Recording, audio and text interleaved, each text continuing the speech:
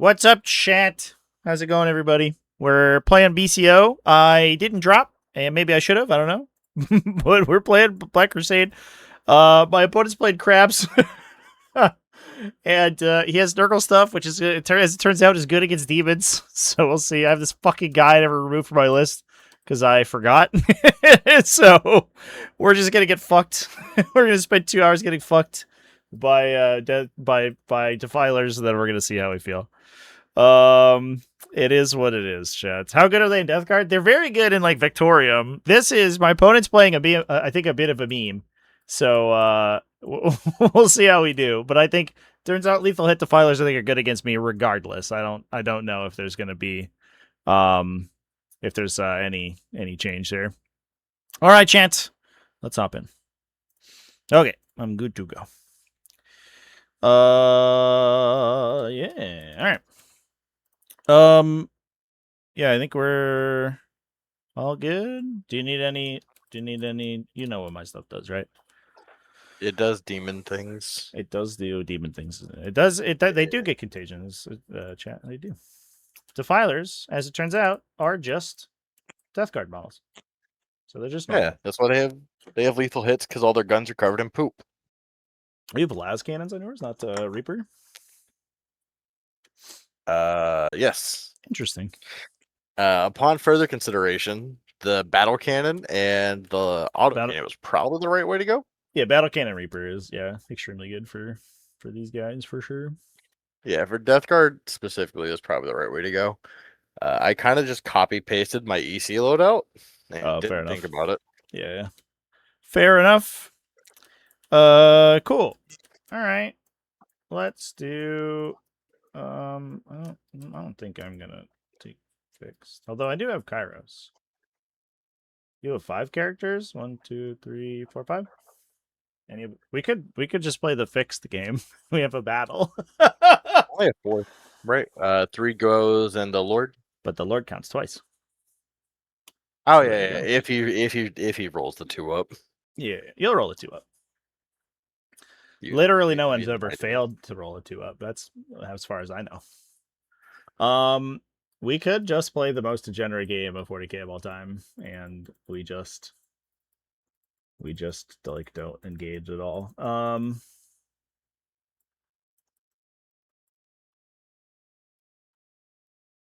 Who wins that fight? I have no idea. I am heartened by the fact that I could maybe reroll out of a light cannon hit sometimes. Maybe I'll just spam 4-ups and be better at it. Probably even. What's our mission? Taking hold, boarding. Yeah, it should be A.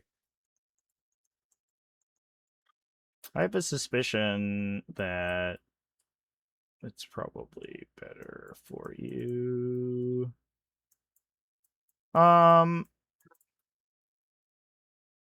Yeah, fuck it, we'll ball. I forgot to take Kairos out of my list, so we'll utilize the ability to generate command points. Let's go! The battle combo. All right. Attacker defender. I got a 2. That's funny as fuck. I got a 5. All right. You can make me drop first, I guess. Yeah. Guess I will strike here. And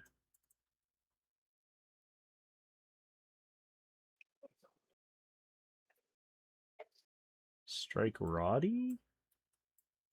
Do we strike Scarb? It's an interesting quandary. I think that we do. Well, maybe we keep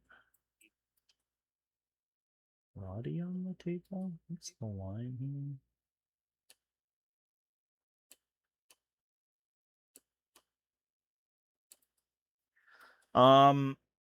I think we do this actually.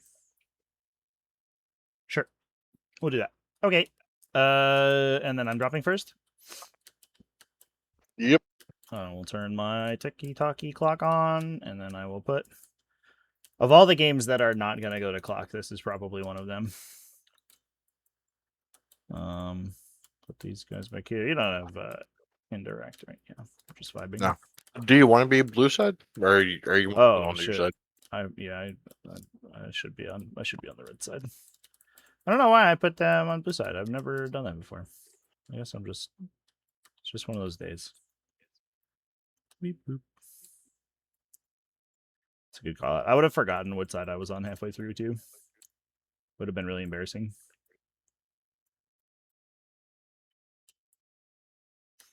I'm getting shot down this line, potentially.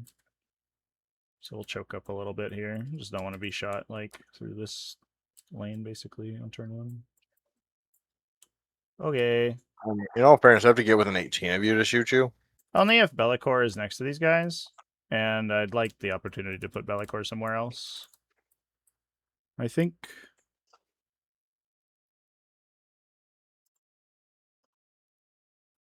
Follow Blight Spawn babysitting. Right. Oh, that makes sense. Yeah, you just like counter. You just gonna take my intervention. Distinctly worse plague bearers and do the same thing. I keep calling them plague bearers too. They just look the same, also. Yeah, it was either get plague bearers or get a nurgling squad. And I figured the infiltrate was a little more relevant, but probably wasn't. Well, it makes it harder for you, like people to move block you top of 1, right? Definitely not nothing.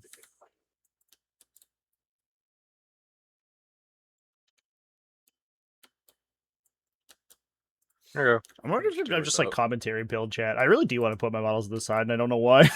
I've like never done that before. Okay. I'm gonna put Ratigus here.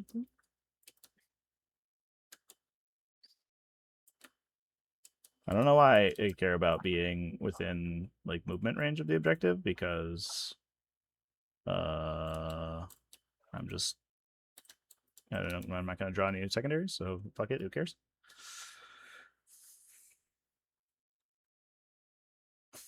Yeah, we'll do a beast. That sounds pretty beastly. Back to you. Okay. Do a bubble on belly. See where he wants to stand. So we could go here. Is it conceivable for you to shoot me turn 1? Not really. You don't advance and shoot the defilers or anything, right? They just move 12? They just moved 12, so as long as you're outside of 30, then you can't shoot me. Yeah. So we'll do that. Okay. I'm just gonna put down crabs so I don't accidentally block myself. For sure. Can the crabs move through vehicles? I think they just move through everything, don't they? Yeah, I can't remember which of those abilities. Yeah. It seems like every one of those abilities is like a different rider on it, which is like, well, actually, it's everyone except for this one random keyword. Yeah. I think it's the same wording as Imperial Knights, where they just can't move through Titanic. Yeah. Makes the tracks. What's the line here? Where does Ed go? We just go here. We don't care about Bellicor's thing. Or we could look at this, but I don't know if I'm into that. Yeah, we'll just go there. Thank you. I wish my big guys could go through walls. You're making me sad. I mean, they sort of can. They go over the wall. I just did like this little, and I'm editing a video about the Harridan. I did this little animation of the Harridan like crawling out of a Ravener hole. And then go under the wall with that fucker guy. Before the end of the edition, you need to play a game with the Biotitan. The Hierophant? Yeah. Yes. Come out of a fucking wall, the Hierophant. I should do that.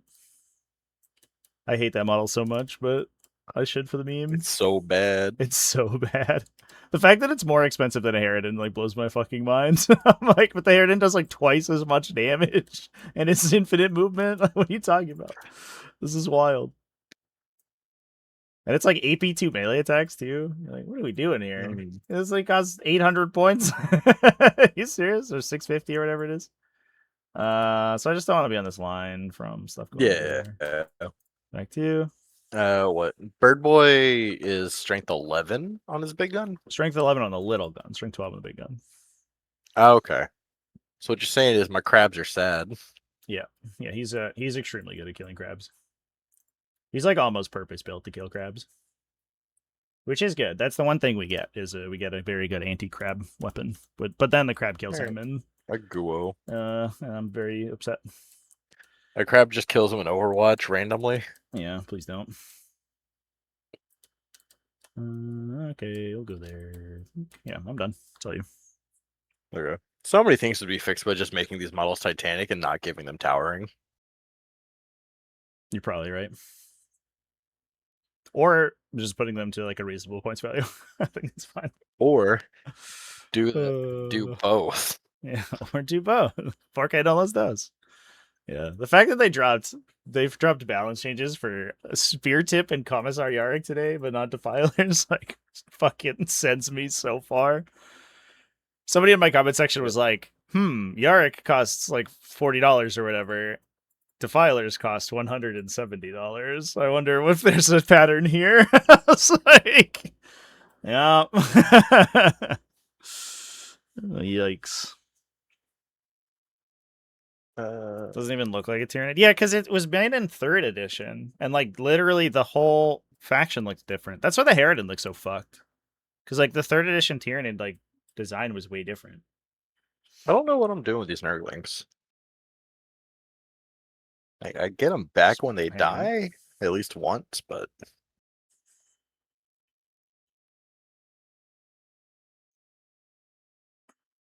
does Kyros's Vect work on the strat where I try to bring back the Nurglings? I don't think so, because they were destroyed. Okay. It also I know it didn't like interact with the guard thing. Yeah, I believe it's the same timing. Yeah. It's like persistent pests is the name of the strat, right? Yeah. Like when I get it from your army, it was just destroyed, yeah. Yeah.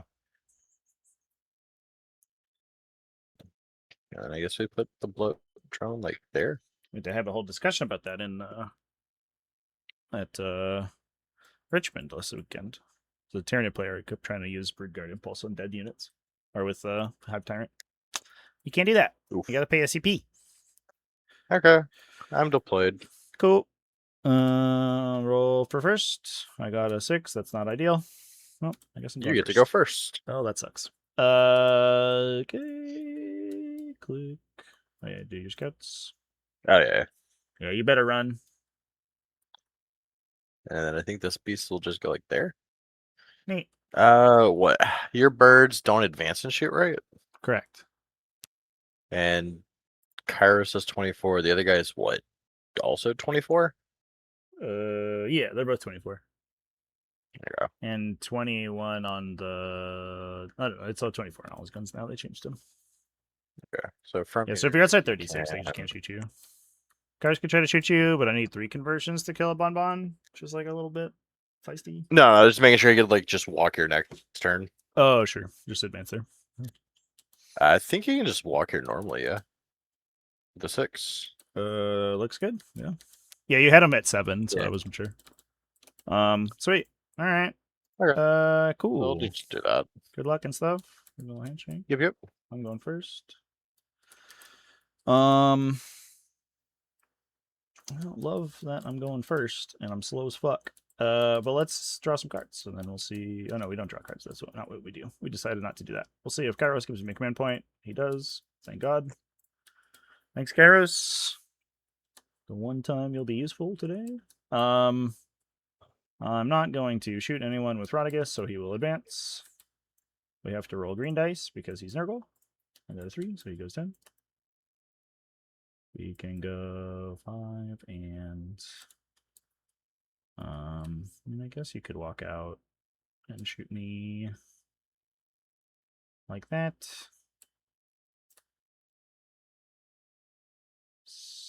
Let me just save this movement with 5 more inches of movement left. If I go like here, is there a line this way? Not really. That line's not real. This line, I think, is too far for the Defilers to get to. So I think we're okay there. this guy could maybe go, but only if I go to the close thing. Yeah, this crab can only get out to like here. Yeah. So I think like you could shoot me with this guy if I don't put Bellicor there. Yeah, this guy can get to here. Okay. Neat. The Bellicor goes. Oh my bad, I have to pick my contagion. -1 to hit. Yeah, that's the one you always pick. There was a funny thought about the OC because then your greater demons can't hold objectives. Yeah, but then they just kill you, so it seems worse. It's simple. We You would kill never do that. Defilers. It's true. You're so right. Is there a universe where I pop a Lord of Change all the way over here? There's like 30 from these guys. And then like run Bellicor over? Oh, they're on a very slight angle because he's on the template. Dang, not helpful. Oh, yeah, he's on the back one. If I hold him up, does that help? It not like usually no. So I don't think there's a way I can stop him from shooting me because he could just go here, and then I would be sad. So we largely vibe.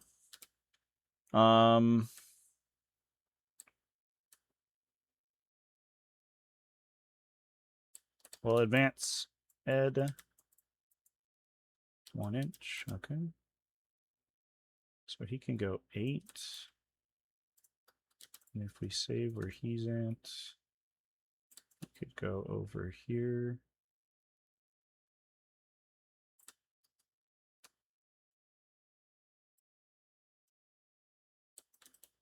I think that is what we have to do, unfortunately, but it is what it is.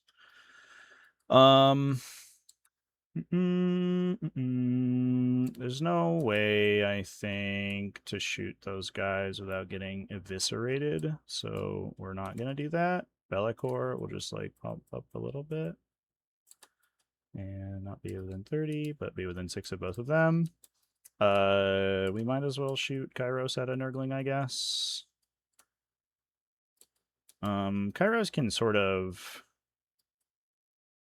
pop around a little bit, I think. Because if you can't draw this line, I don't think you can get me. So he could be a little bit farther back than that. Yeah. Be something like this, I suppose. But then he's too far away to shoot. Yeah, we want to try to kill a Nurgling. All right. Well, I guess Gyros, after all that, will just not really move very far. And then Lord of Change comes and hangs out over here. And we vibe. These guys obstacle this objective and then advance. 3 inches.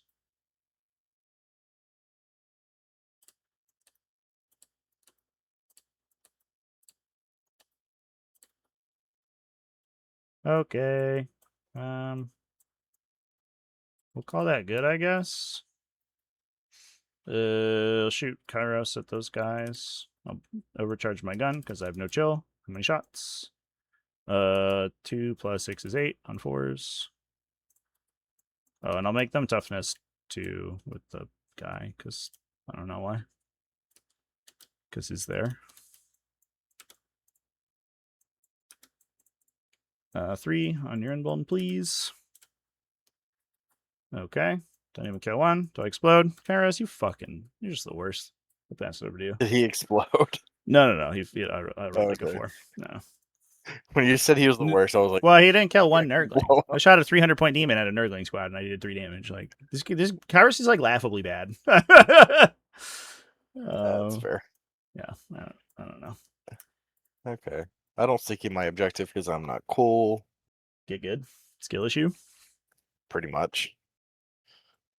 Okay, we're just gonna move some things. Have I played again with the Red Terrier yet? I've not yet. I want to though. I've been thinking about it. Radagoose is meant to be in the aura. He should be. Yeah, he's inside.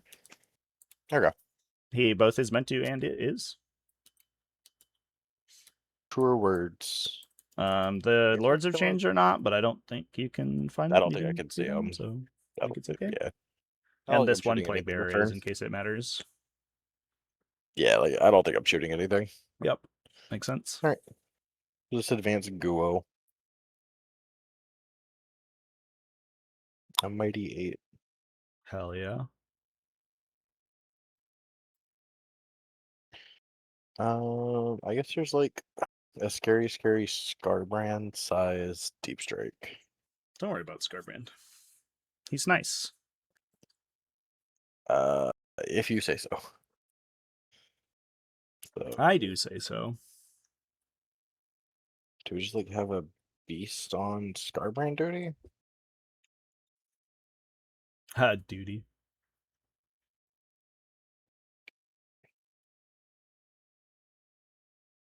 You can come chill like here. Yeah, we'll just advance that beast in your goal. Nice. Cool.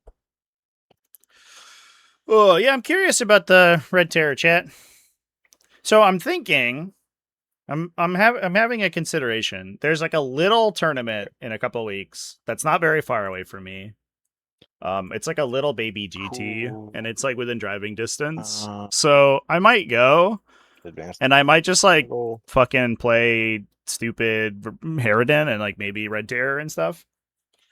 But on the flip side, I'm also like, do I want to play into Defiler meta because it's clearly not changing? And I think the answer is not really. Guess I'm not that into it, chat. All right, let's go ahead and save him.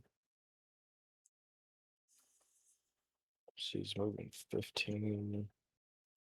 6. Maryland Open? What's that?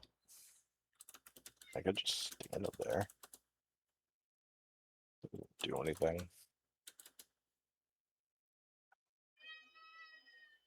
Inky, you're so squeaky. Kind of cool to just go.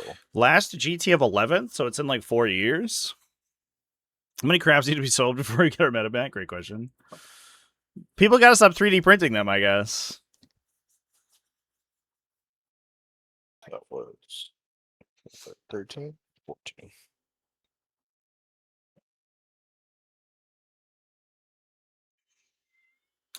It is unfortunate, but I do think we have to give up. Up to there. We have to like give up the Guo Ed here to shooting and hope we can instigate a fight. The Defiler? Holy shit, Cat Chat. Cat, you are so loud. Oh, I know. You are so fucking loud. Nobody could have seen this Defiler problem. I know. No one predicted that unit would be broken at sub 300 points. Nope, literally not a single person, chat. And the people who did got laughed at in their comment section. And lo and behold, what has happened? I don't know. What has happened, Inky?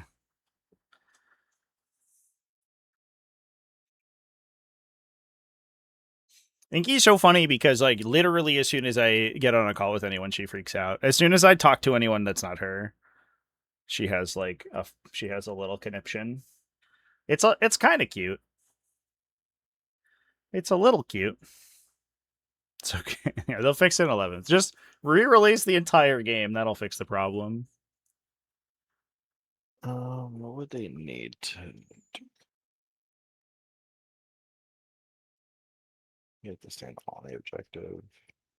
Nah. Finishing Deathwing Knights 6 through 10? Fuck yeah. Poxwalkers. Yeah, don't let Scarbrand kill those Poxwalkers. That would be bad. It'd be a little annoying. Like, I don't know what holds my home after that. That's true. Very fair. Like, that's the bigger thing is I don't know why she sits back here after he kills them. Just, you don't need your home objective. I'm taking hold? Never. Never. fine. Kairos is gonna show up and indirect them. Everyone open his 5 slots apps. Can you send me a link? I looked it up. I just looked it up on Google and I got like the listing for the 2023 one. Well, at least we stopped Scarbrand from showing up, so we've done something. It's probably it, in all honesty.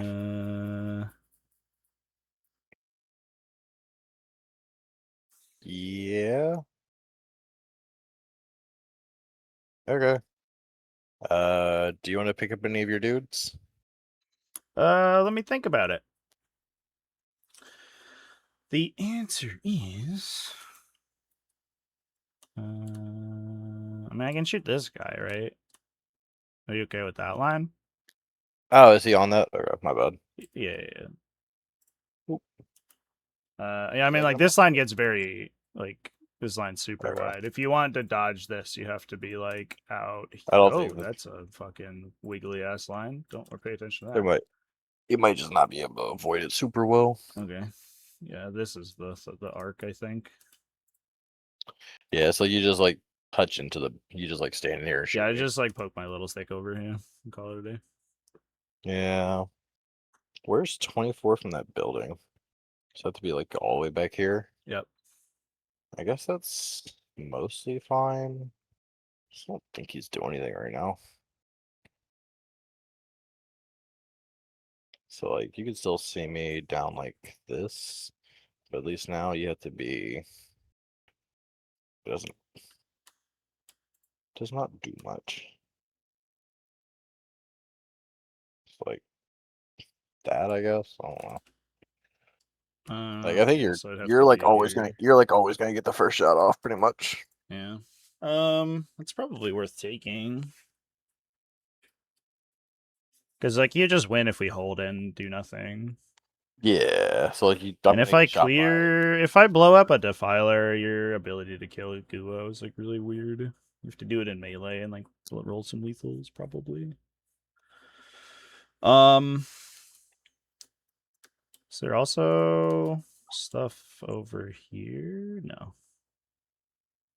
Nothing doing. I could put Scarbrand there. Yeah, and then he, like, gets to blow up a blow drone.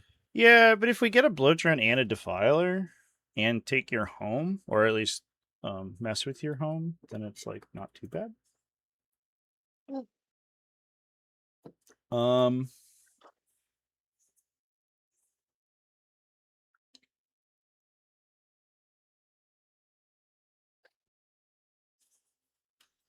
There's also, like, a weird circumstance where... Well, I guess you'd, like, intervene this, probably, if I tried to go with 2 graders here. So there's, like, a universe where if, like, I hit a charge with Scarb and Belly, and I kill here and then consolidate, but I think you just intervene. I don't know if Scarb can actually... Yeah, because he has to be, what, here? Yeah. So I could go like this, right? Yeah, you go like that. And then I have to hit... I guess I'd have to hit a 9. A 10 or something? Yeah. Yeah. Oh. It's probably a little bit. I don't think I go for it anyway, because I think you can stop me. I'm gonna clear the bubbles real quick here just so I can see those 6s here. So, like, if we do this, we can get it without getting hit by Poxwalkers. Put Be'lakor back where he was. We, like, fuck with the home objective. And we can just put greater demons everywhere, and then hopefully that's good enough. Is that good enough? So what would I need to do? And you don't have any defensive stuff for the Death Guard things, right? It's just I don't think I have any defensive stuff, period. Yeah. Yeah, that's true. It's just the you have, like, the fallback stuff and things, and then yeah. All right. Fair enough. So you can't rapid ingress 6 this turn, right? Because you'd have to rapid ingress the guys who let you rapid ingress 6 first. Well, I can't rapid ingress 6 with Death Shard anyway. That got changed. No. Your enhancement lets you rapid ingress 6. Oh, yeah. But you can't do that because the guys with the enhancement are in reserve. Yeah, he'd have to be on the table. All right. So as long as we 9-inch screen this, we're fine. So the question is, do we pick up? The answer is, can I do it? Can I shoot you with this guy without picking up? Which is always a really awkward question because of moving through this gap is really weird. Because I have to 3D air it, which is like sucks. So the horizontal movement is 5. And then to get to here, oh, it's not that far. So it's like 8 inches of movement to get there, plus my base size. I think I should be okay. We'll save him. I wish that this mechanic was different and wasn't like this, because I really don't like having to measure this. So we go like here, basically. And then we go a little bit shorter than that. So that's like 6 inches. And then we go here.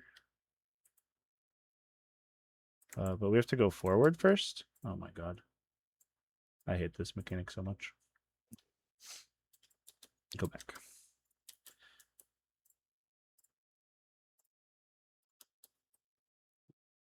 They could also maybe just like make it so that these walls are big enough that you can fit big stuff through, and then we don't have to do any of this stuff.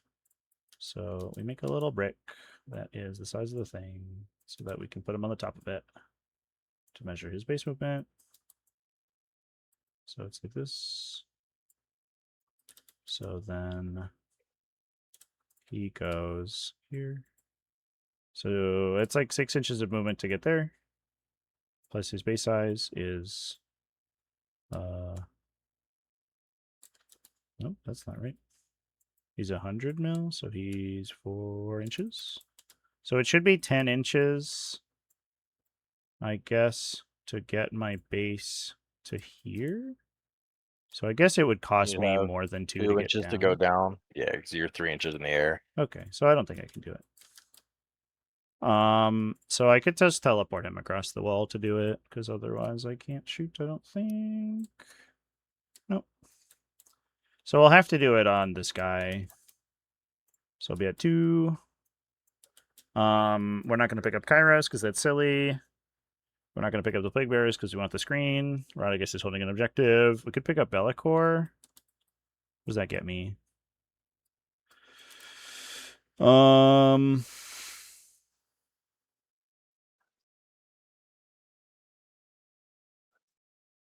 Not much.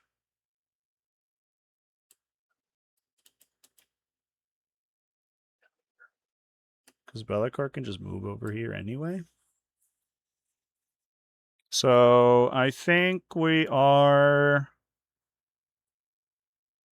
fine. So like when the Lord of Change shows up here, we can just have Bellicor be there. And then it's fine. Sure. Yeah, so I'll just pick up the Lord of Change. It's fine. I'm gonna hit the button to me, and then we'll see if Kairos gives me a command point. You fucking suck, Kairos. Why you have to roll for that? You cost 300 points. Lord Solar costs like 100, and he does it for free. But you have to roll and redeploys and orders a million times. But you have to roll for your thing. So what we want to do is put Bellicor. Well, let's move this guy first. This little fucker, he's gonna walk over here. It's a 9-inch bubble, so it stops you from just keep striking there. What I guess can do.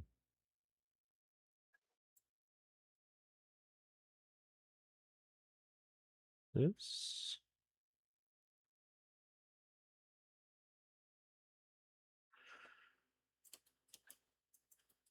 We move Bellacore here.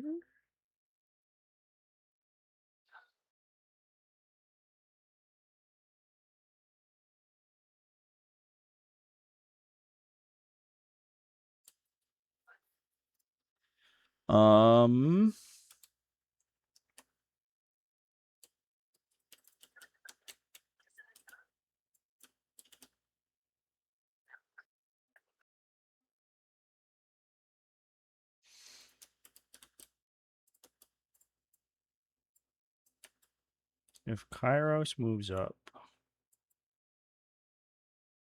6 and let's save where he's at right now. See what he wants to do. If he goes here.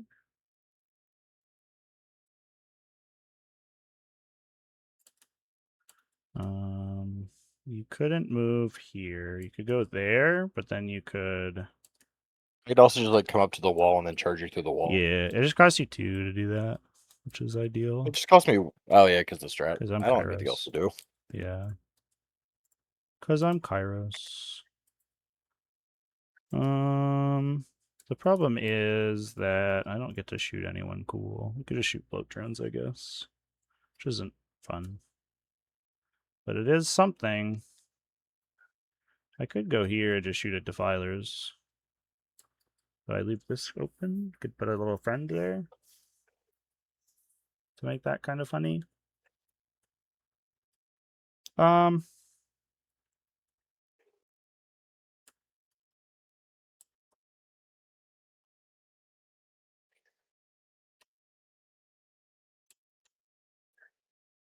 I'll go like that. We'll make it so it's like a 10, I think, if you want to charge me.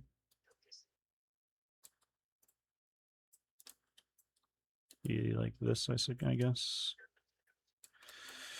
Plague bears. We will make 6-inch bubbles just in case you get the friends down. They're going to advance 5 inches. And we'll like spread out a little bit. So we'll put a bunch of guys over here.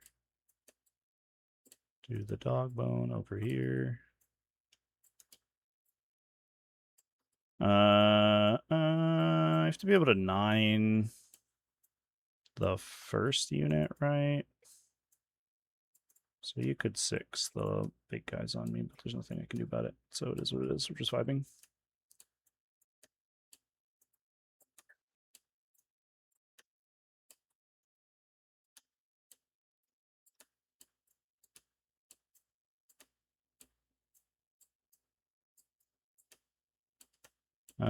They're like that. If you come back here, is that bad? It's probably okay.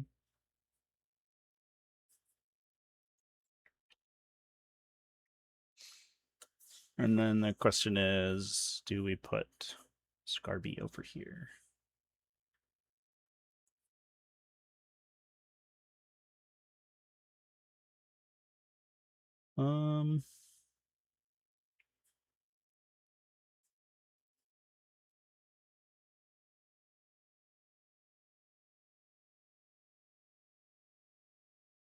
No, I don't think I do, actually.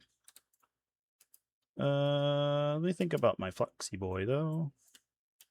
We could put him in the corner. We wanted to make it difficult for you to get back here. But also, does that matter so much? Deploying in the corner and deploying in front of me are like kind of the same. But I think we do put him in the back, actually. I think that's platonically ideal. Okay. Would you like to ingress? Yeah, I think I might. Because you don't go through walls or do anything interesting. I don't do anything interesting. Some bubbles.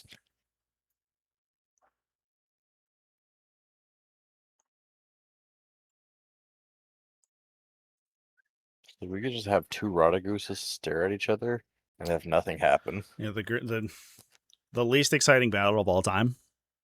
Something like that. That I could rapid the death shroud just so I don't have to like actually find a way to get their aura out. Yeah.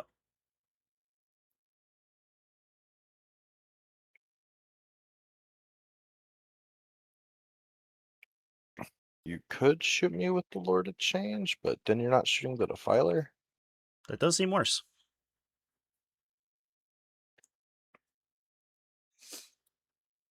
Could also be here. Fuck up. 5. Be a 6-inch charge. It's not really.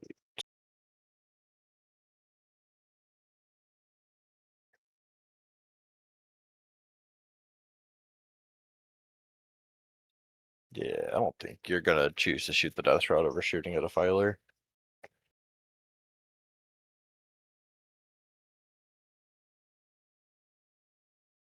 Fair enough. Does the Flexi Boy have a gun? Yeah, his gun kind of rules He because he does. can auto flip devastating and do. He does, but Well, it's I don't only think range he 18. can see me. You're right. You're good there. There's also that part. You're good there. The range is not something I had factored.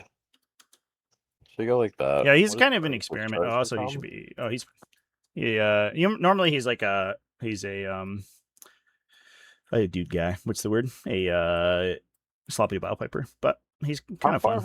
How far from me is Rodriguez right now? Like 3 inches.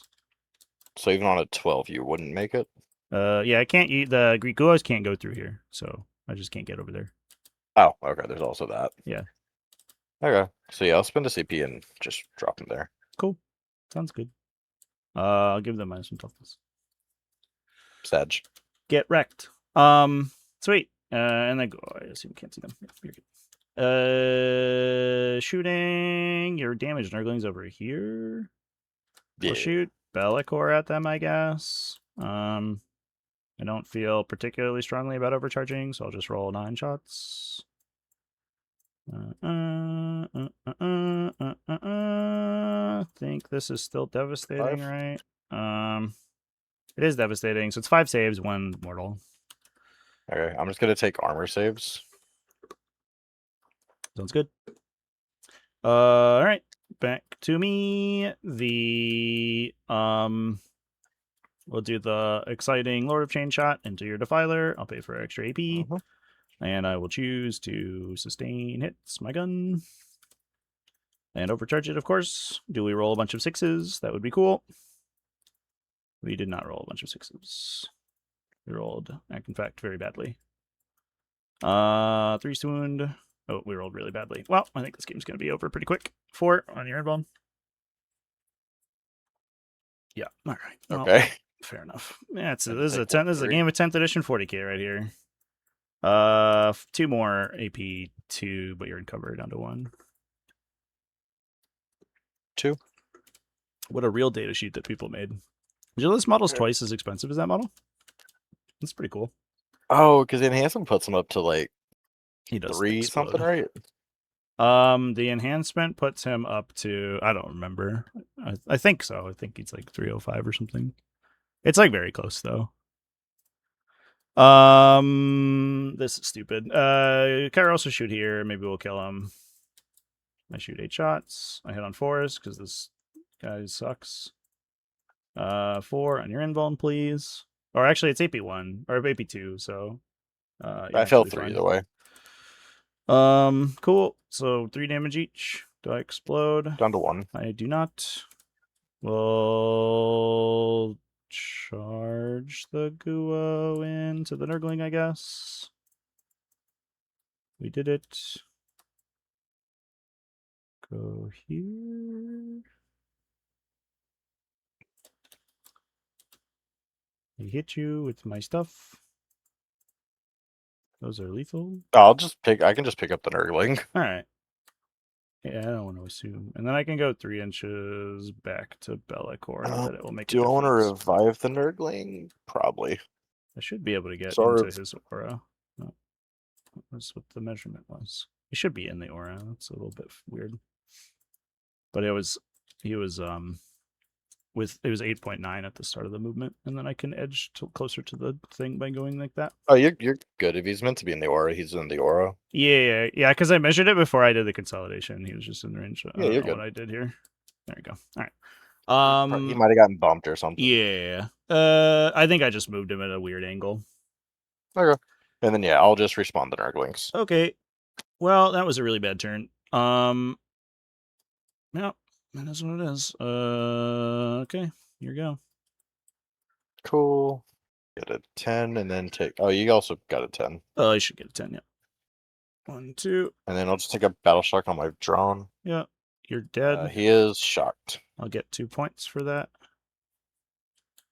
Does he go boom? No boom. I'll take this. Well, that's a consolation prize, I guess. All right. If only it was kind of was good enough to be a crab. I know, chat. Wouldn't have to pay a command point for me guys to shoot his guys because the walls are too high. All right. Oh, chat. What's this army list good at? Being terrible and losing. That's what it's good at, chat. Having strictly worse data sheets than Defilers. That's very frustrating. This game's like, I don't know. There's gonna be a Scar Brand. It's sad because like I should just be playing crabs, but the problem is that I don't want to play like the meta stuff.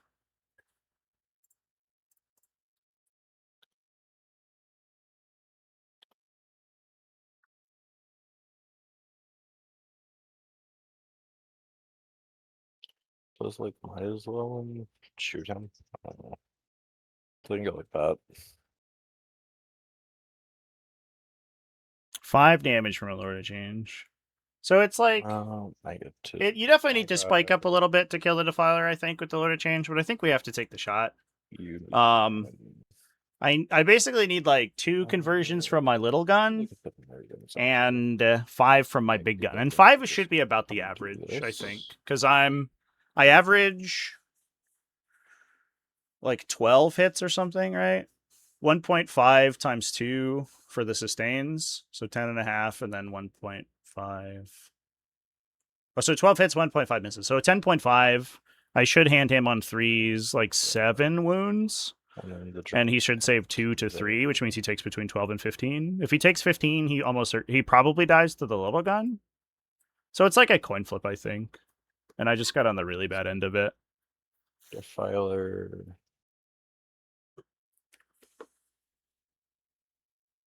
Yeah. I think that's what we're doing. But going first, I think we have to take the shot. I don't think we're allowed to like play KG all game. Yeah, so we'll walk up the Death Shroud.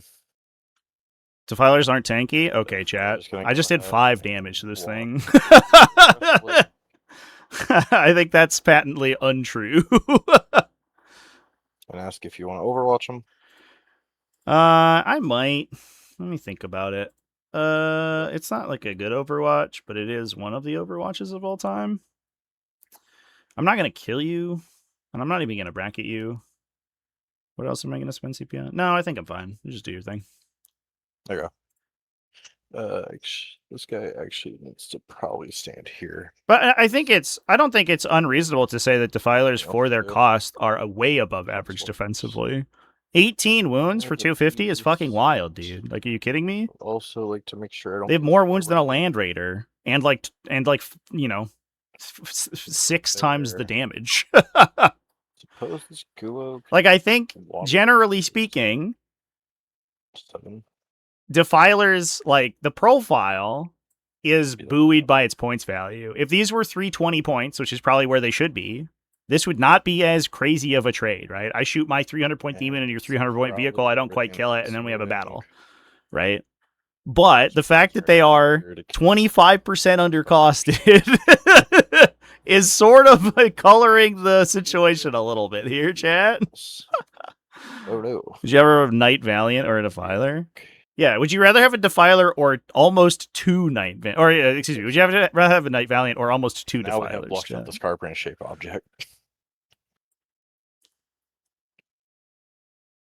Right, he shouldn't fit in this hole now. Yeah, makes sense to me. There you go.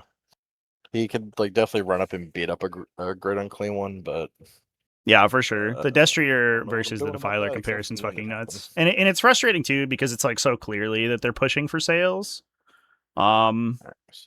You know, it's like once again, capitalism is the end boss, right?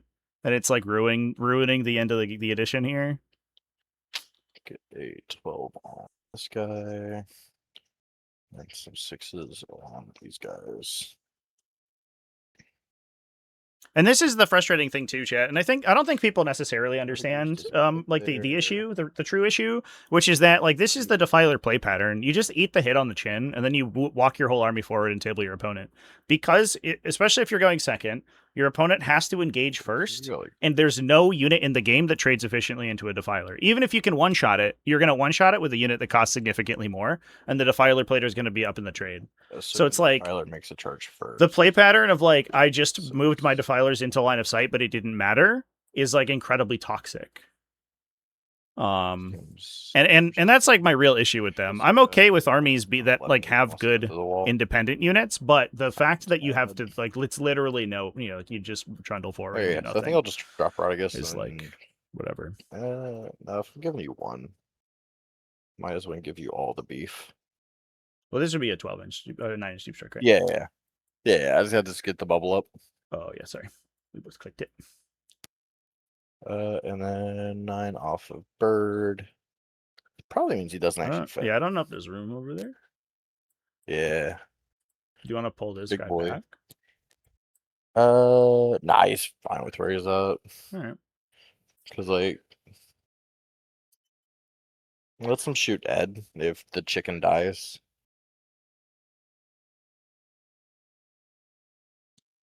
I guess we'll just hold on to him.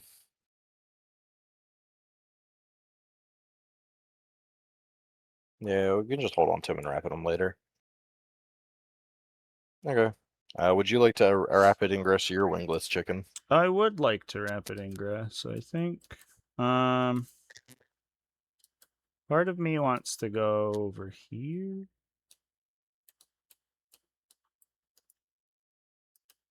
Go do this.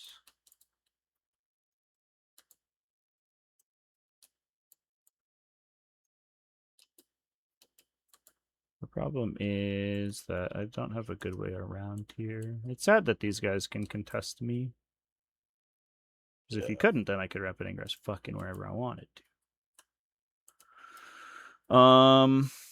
The one guy could shoot me. And then, unfortunately, you just charged there, so I don't get an intervention. That's very good.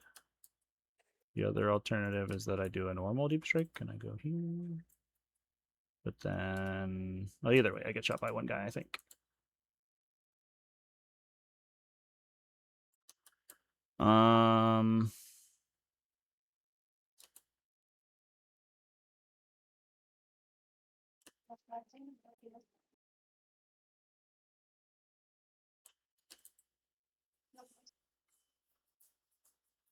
Yeah, actually, I don't even know if I do rapid ingress. Because, like, honestly, I'll have stuff to do next turn. I hope you don't kill Bellicor with one activation. It certainly could happen, but I hope it doesn't happen. And then we can just, like, drop him in the middle somewhere and fight you. So I think we're fine. No, I'm just gonna vibe. Okay. No rapid ingress. Shooting. We're just gonna shoot the Death Shot at Rod, I guess, real fast. Yeah, get him. I have 2 CP. He does have the grenades keyword, but it sounds like the World Eaters one. World Eaters one I think is okay. The World Eaters one's like actually so because its ability is like sort of a nothing burger, and it doesn't do that much. Like it doesn't have any of this like any other synergy. The World Eaters one's actually like worth its points. It's not like wildly undercosted. 1 at your save. 1. 4. Green. 6. Take 1. Ha. No. How dare you? I can't believe it. Yes. Rodigus is just gonna go ahead and shoot his weird flamer at Ed. Mm-hmm. So 2d6. Yeah. Nice. 10. Good shot. 5s. 2 devs and a save. 2 devs, 1 save. Here's a save. Here's the save. Goes through. Take 2. We're making progress. Slowly but surely, we're getting there. Yep, something like that. All right, Defilers. Is it worth learning to play now? Yeah, if you can can both play the core mechanics won't really change. So you can play around with those, and it's like not basically going to be the same.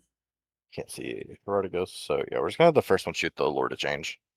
Okay, I will involve the Lord of Change. Cool. Laser guns. Like the 1 lethal.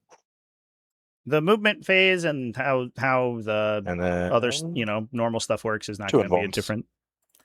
Okay, slow roll in case I want to reroll. Roll 1s for free. Hey, nailed it. Cool. A good use of mnemonic invulnerability right there. Let's go. 4 shots. 1 lethal. 1 more. 2 at your invuln. Yeah. Both good.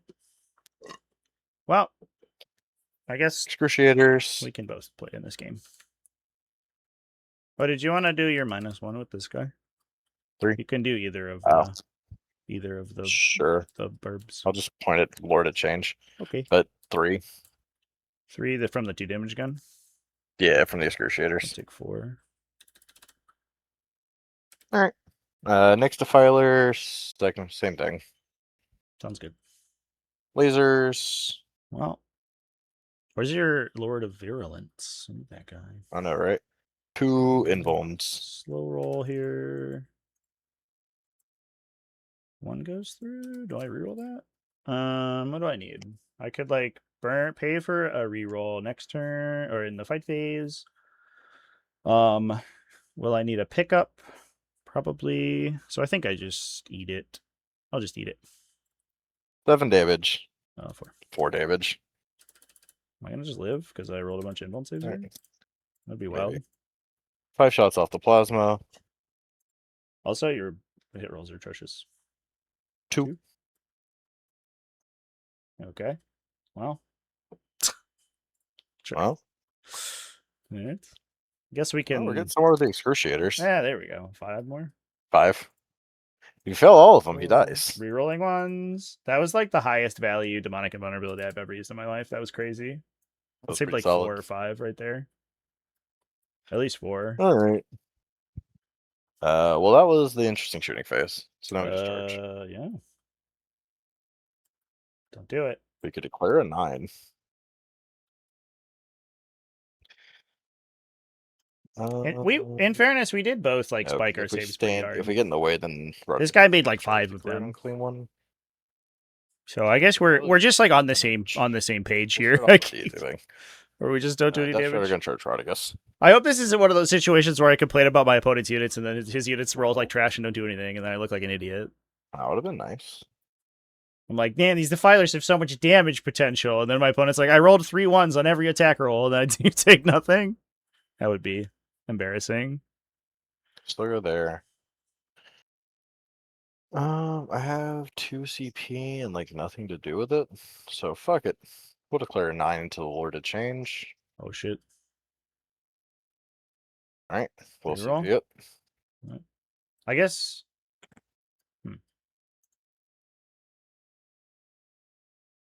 No. All right. And then what does Rodriguez need? Does the strat let him go through models? No. It might not. But can you fit here? No. No. Oh, okay. All right. Well, you've contested me. Yeah. And I haven't. And then I would have been cool. Yeah. All right. All right. Hit me with your death route, I guess. We swing. Yeah, they're gonna go for. Rodriguez is of course gonna point his +1 damage to them. Yeah. I think we're just gonna go for the 4 attacks. Sure. If this was 11th edition, I just like heroically intervene you with Bellicor. To be fair, this was 11th edition. The Defiler would have made the charge. No, because it would have been harder to charge because you'd need a 10. No, because I would have just rolled it and got to here. Oh, that's true. You're so right. Yeah, that's true. That's true. So Death Shroud. That actually is probably not too bad. Lethal Sustained. And then on 5s. Or 4s because of Lance. 11. 11. I'll take 10. On 6s, I'll take 10. Or 9. 10 to 12. Alright. And then the Lord gets 7.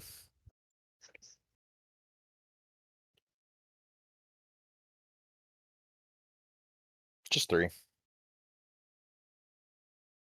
One goes 3 damage. If I command reroll here, I stop myself from getting below half. What am I gonna spend my command points on? I mean, we can just go super hard now. This was very greedy. I didn't realize, I guess, like when you're rolling it, that it was like this guy, because then it brought, I guess, just like vibes for a turn. We can go here. Just walk out. Yeah. So I don't need to pick up now. We're just like hanging out. And then I'll need to pay to reroll a charge next turn, probably. And I'll probably do an AP boost. So yeah, I think we will reroll and try to keep Radagast from having to roll Battle Shock at -1. He's good. Oh. Okay, I'll hit you back with my thing. Ah. Okay. Well, fair enough. Just 1. 4 up. Fair. You know, we chilling. Okay. Okay. Well, it's my turn. It was certainly one of the turns of all time. I expected to have less models on the table and more defilers engaging me. I'm not really sure what to do now. So we're not gonna pick up. I'm gonna set this to object because I did it. And I'm gonna roll Kairos.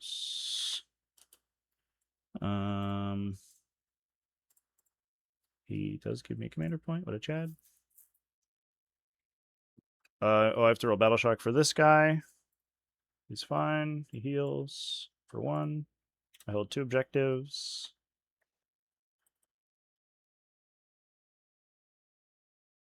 And we're chilling. I'm going to clear the bubbles real quick here. Yeah. Yeah, I don't need my deployment zone right now. Bellicor is going to flip into doing more damage. Reroll 1s. Yeah. Now that shooting is all going to happen in melee now. Oops. Sorry, Bellicor. Okay. We will move. Well, let's just pre-measure where I have to go because I might need to move Ed first.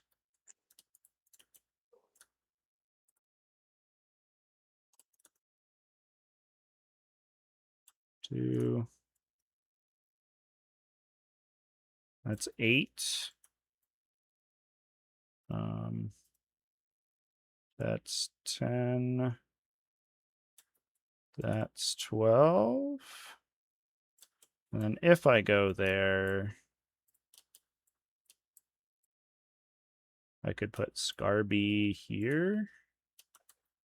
If that is 6. I think I'll need to push him out a little bit more.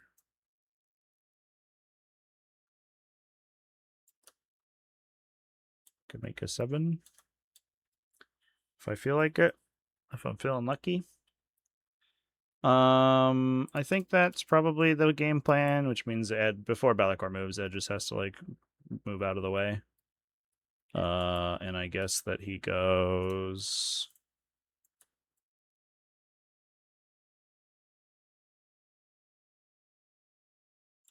here. 1.02. Love that. And then Bellicor goes here. Let me know if you want to shoot me or anything over here. I'm chilling so far. Rodigus is vibing. You're still gonna ingress in a Great Unclean One somewhere over here, probably. And you can 6-hitch it, which is spooky.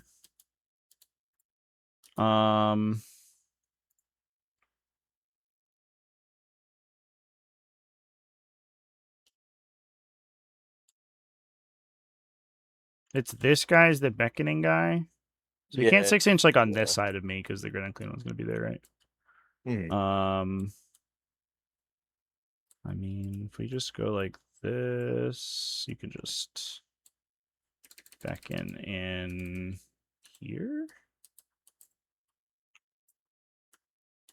No. Oh, this is not as good as I thought it was. Oh, okay.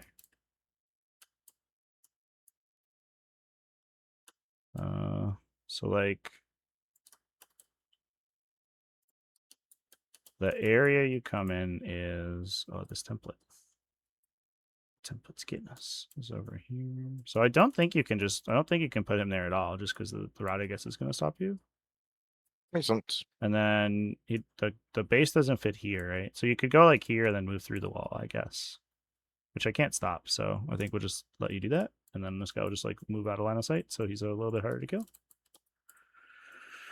Lord of Change will stand still, because otherwise he'll be dead. The Plague Bearers will just continue to scream my butt.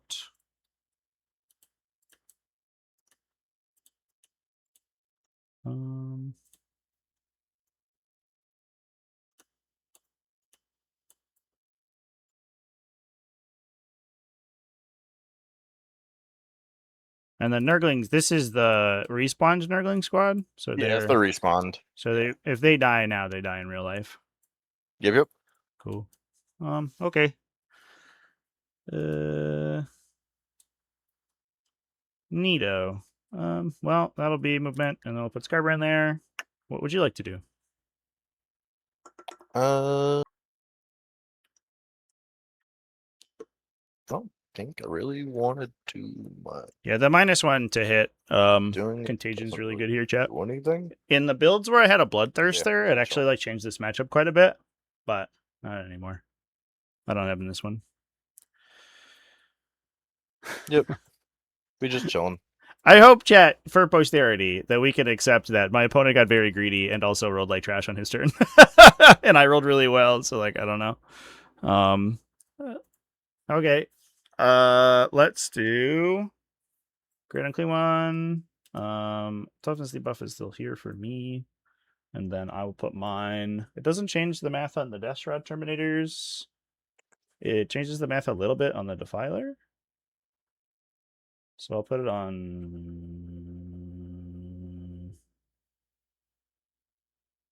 I mean, this guy's just like super fucked.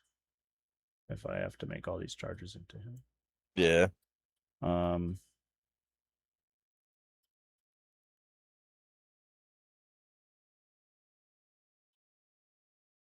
So it makes sense on like Roddy? Not really. He's T11 right now. Or T13 or 12 right now. T12, yeah. Doesn't really change any math. If we put him down to lower than Bellacore can damage him with his gun. But I think the correct answer is this guy, because then if Ed has to charge that guy, then it's not too bad. Okay. Shooting. We'll do easy stuff is I'll do the Lord of Change into the debuffed guy. Right? Well, actually, reconsidering. Oh, I didn't move Kairos. That's okay. I'll do Scarbrand into this guy. Okay. 8 on 5s. 3 AP1. No cover. Take a damage. Take 1. Yeah. I'll do Ed into him. This will be on 6s. 5. 1 AP2. No cover. 1 more damage. Damage. Slowly but surely, we're getting there. I'll do Bellacore into him. I'm -1 here, right? Because you have it's a 9-inch aura now. Yeah. So I'll overcharge my gun. 3s now. We're rolling 1s. Good thing. Didn't help that much. 1 on your inbound. Yeah, 1 more damage. We're getting there. I'll shoot. Really, I should have moved Kairos. I'll shoot Kairos at. Oh, do I explode myself? Nope. I'll do Kairos at the same guy. If we can get him low, maybe we can get him with the Guo. We don't have to worry about all this stuff.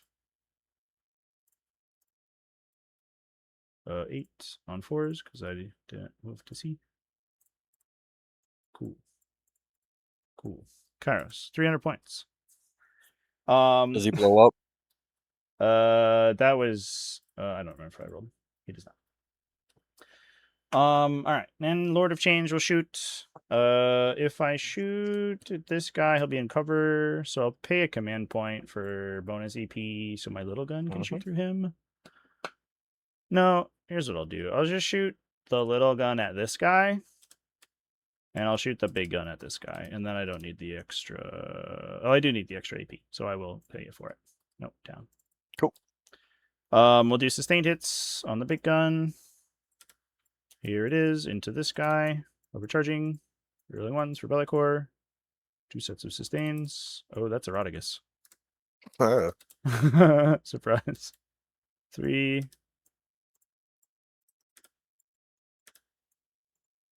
Oh boy. A 9 on your invuln. AP3. Okay. Methinks he's dead. Yep. Might be 18 damage. Maybe. No, it's no boom. Okay. Little gun. Too bad I'm not sustained. This is 4s, so 2 AP2 onto the other Defiler. 2 damage. Hey. That's what we get for not killing the Lord of Change. It's so true. Yeah.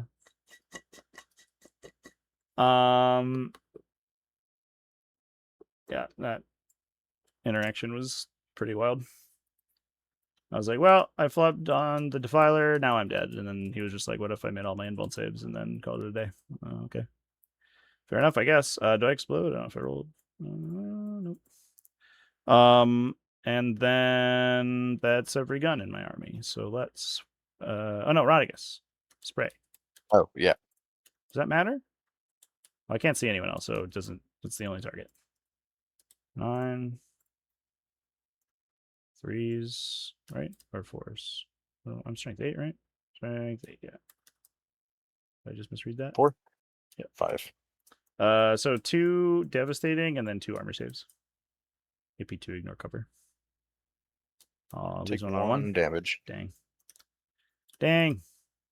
And then 2 devastating. Not that it makes a difference. Yeah, I made the save, right?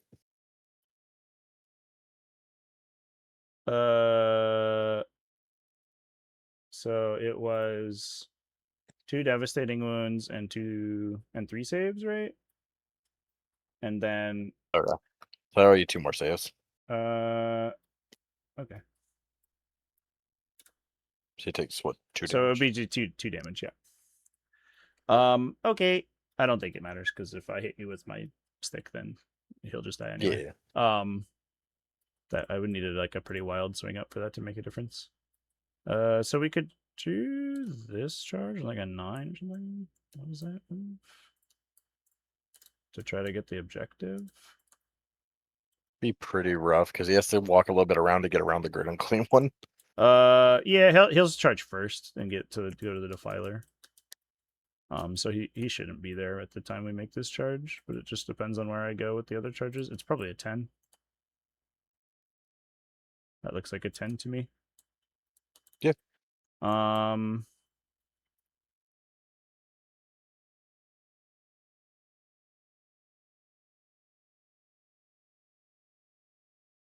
Or we just go for this Defiler and call it a day. Go for the short thing. Because the 10 is not ideal. Well, we'll charge the Great Unclean one here first. That's always going to happen. Sure. Fair enough, I guess. That's funny. And then Scarby. Yeah, we'll just charge the Defiler with Scarby. I don't wanna create a situation where I accidentally don't kill it. 9. You see, he would have failed. This was the right call. The sad part is that Rodriguez is like actually really good at killing the Scarbrand here. The Death Guard Rodriguez, very good. To me. I don't is there a universe where Bellicor makes this charge? No, I think he needs like literally a 15 or something to get all the way around. So he'll just hang out. And we will call it a day. You have interrupt money, so we'll swing Scarbrand first. Okay. 9 on 3s, because your thing. And 3s. 4 on your invuln, please. Good night, sweet prince. It's what, damage 8? It's 6, yeah. So you can reroll and save it. But, yeah, but then hit the whole Great Unclean one hit too. Yeah. He's 3s into 5s, right? Yeah, with lethals though and reroll ones. So I don't know. Might as well. I don't know anything else to do. I guess it's fair. Yeah. Nailed it. Cool. So take 12. Down to 4. Okay, and then Guo swing. Big sword. Oh, I think I messed up their thing. Yeah, I gave them the flail on my list, and I've never changed it, so he'll have a flail today. I should have attacked with it, but I forgot I had it. Here's the sword. That's a good start. Okay, 4. Jesus Christ. My dice are fucking so insane right now. He might be dead. I think we got there. He did not blow up. Okay. I will go. I can't engage you or you, so I'll just go towards the objective a little bit. Maybe like this. Just to make it so that I guess you could walk. Oh, you can't walk through the wall here because you're a big guy. Nah. All right, so we'll just make it so that there's no gap there to go around like this. Okay. Hit me with your Death Shroud. Yep. So 16 attacks. It definitely is the thing, chat, where I complain about my opponent's insane defilers, and then everything goes right for me 10. For the rest of the game. 10. That's a lot. I don't like that. Oh, I made a good number of saves. I'll take 8. I'll take 6 down to 6. Cool. And then the Lord is what, 7 attacks? Yeah. Oh boy. They're going crazy. 5? 5 more? Oh geez. Do I just lose Rodriguez here? That wasn't the part of the plan. Fair enough. 4s. I need to make probably 3 of these. Or I need to make, yeah, at least 3 of these, most likely. Okay, sure. Well, why were you even worried? Why was I even worried? Of course I'm going to make every save. Where were these dice in my first game? Or in my second game? That's where I needed them. Oh my god. All right, well, fair enough. Okay, I'll swing back, I guess. I have 7 on 3s, because I'm like minus 1 million weapon skill, but it doesn't matter. Because of that's what Games Workshop decided it should be. Yeah, sure. Here we go. Lethal and 3s. 3. AP 3. All right, fair. You know what? It takes 2 to tango, I guess. You make all your 4-ups. You know what? I think that's a fair trade.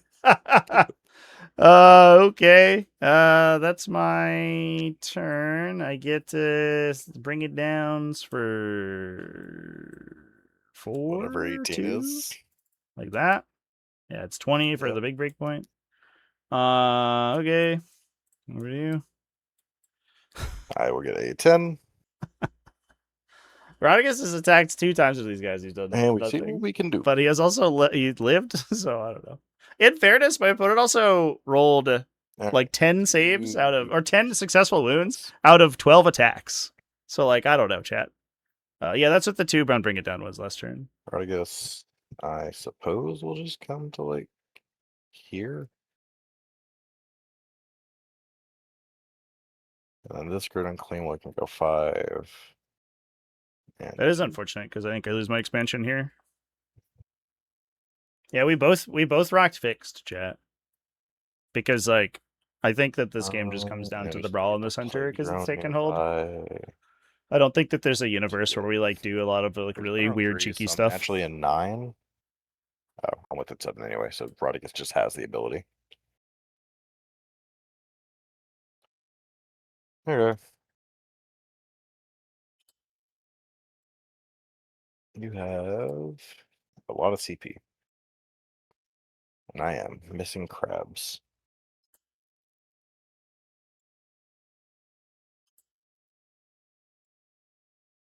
I'm gonna color all my guys green so we can keep track of which big demon is whose. 9. So he's 1 orange. And the beast just needs a 1-inch advance to go stand there. Yeah, that was a silly turn, chat. There. If I start every game complaining and then win, my other unclean one. It's the complaining is really that's what incentivizes the dice to make a bunch of saves to make me look bad. Someone over here. But like real talk, right? If we like played everything out, you know, on average, I lose the Lord of Change to shooting and then 2 Defilers charge. And then we'll get shooting. Right. Dust Rider gonna or a Defiler and a Rodriguez charge Ed, and I most likely lose 2 Greater Demons that turn. For 12. So like I don't, you know, but like, does the I just have no agency for what happens here. He keeps making saves. He can't be stopped. This is true. My Rodriguez will shoot Scarbrand, I guess. Mm-hmm. For 4. Just one. 1 dev. Oh, down to 19.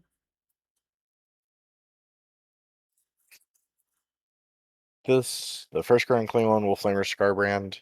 Mm-hmm. Oh, where do you want your toughness things to go? Yeah, both. What? You could hit Scarbrand with this one.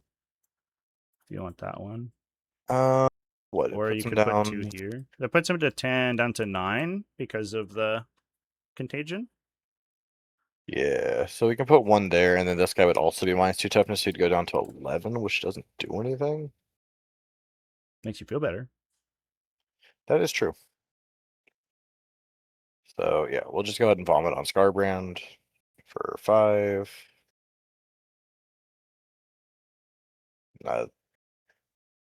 Should it be 3? 5? Yeah, 3. 4s. Take 2. Okay. And then the other guy's gonna throw up on Ed. Yep. I feel like we should be immune to this. You know? It's like... You would think. Nothing. Nice. Alright. Charges. The Goose will charge Scarbrand. Mm-hmm. He's in on a 5. Sounds good. I'm gonna run to the bathroom real quick while you do your charges. Okay. I doubt... actually, there's a universe where I intervene this one. What if I just end late? I don't think I can avoid it. It would be tough. Because I because like with the 5, I can be like here. Yeah, I think I can still get you because I can fit through this guy. I don't think it matters where I go. I'd have to like end up somewhere on this side of them. Yeah, that would make it more difficult. Oh, physically impossible. Am I in an inch there? No. Okay. Like then there, and I could heroic. You're good. Yeah. So then I could heroic here. You could heroic Ed. But then it lets you charge around the corner to get to the objective, which I'm not that into. So, yeah, we're chilling, I guess. Okay. We'll just go ahead and charge my Go into Ed. Mm-hmm. All right, I'll be back in a sec. Right. And then one moment, chat. Roll it. Okay. Here we are. I had to re-roll discharge into your guy. Okay. And then the blow drone discharged into him too. Yep. Makes sense to me. All right. Fight face. Ed's gonna point it. We're gonna point Scarby. Okay. My Rodriguez could point here. So we do, because I'm apparently not killing these guys anyway, so apparently it doesn't matter.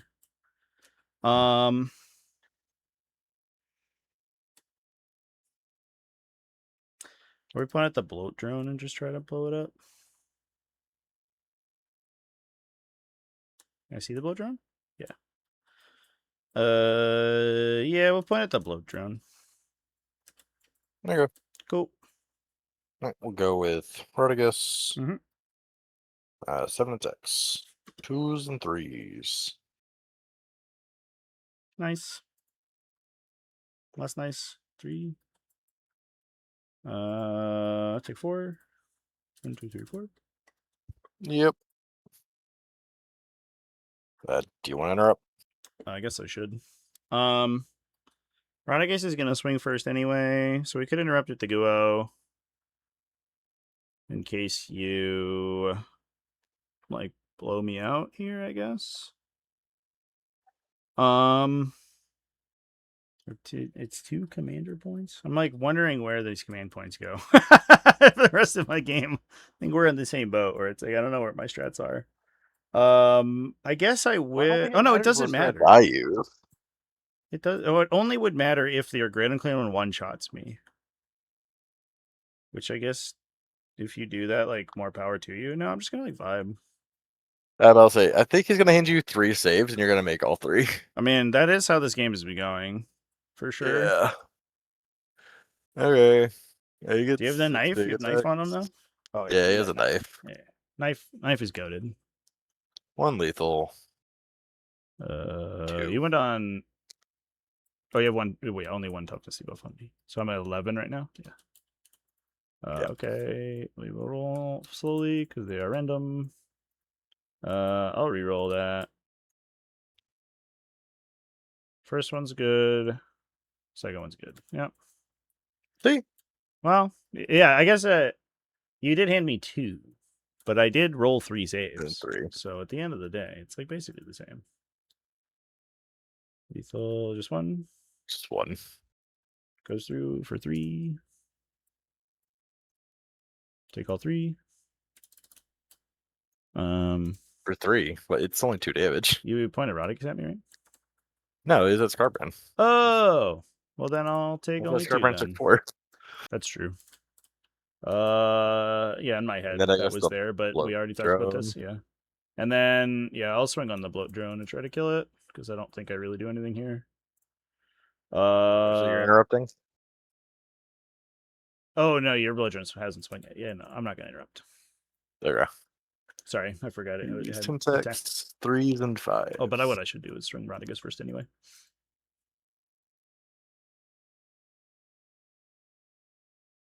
Two. Okay, sure. Jesus.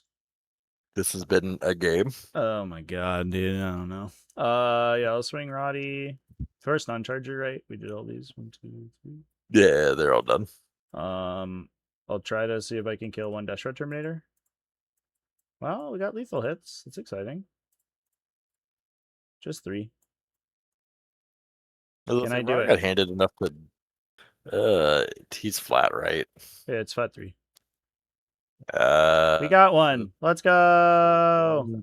Let's go. And then the guy will take 3. Yeah, the DST has been like absorbing all your saving throws. Like that's where every save that your whole team has been called upon to make has been these guys making them. To be fair, you've been handed saving throws. I know. I think you've made like. I've made a lot. I made a crazy number. I guess I'll swing back at you. Yep. It's only 8, right? Because the guy died. They're 4 techs each on the. Oh yeah. Right. So that's why it would be 8. Yep. Hell yeah. They can't be stopped. 6. Should die. Take 6. Take 5. He's at 1. Can you do 1 with the guy with the dude guy? How many attacks does he have? 7. Oh, he does. Oh, because he has the upgrade. Yeah. Yep. Do I roll 9? All 9 6-ups? I did. I tried. I did not. No, he shouldn't have 7 because he doesn't have the enhancement for the plus attacks. Put Rodigus back. Oh. Well, I mean, I took like, even if I take 6 damage instead of 9 damage, I'm still gonna die. I think that's. Yeah, fine. but he shouldn't have 7 attacks. He should only have 5. Well, you want to re-roll it? Yeah, that's like the only fair way. Yeah, that's fine. Neat. Oh, well, maybe I live. No, I still die. See? There you go. Who's Rodigus boom? No, I already rolled. You didn't explode. There. Okay. It's chill. Yep, fair enough. My other swings, swing like Scarby and stuff. So, great unclean one here.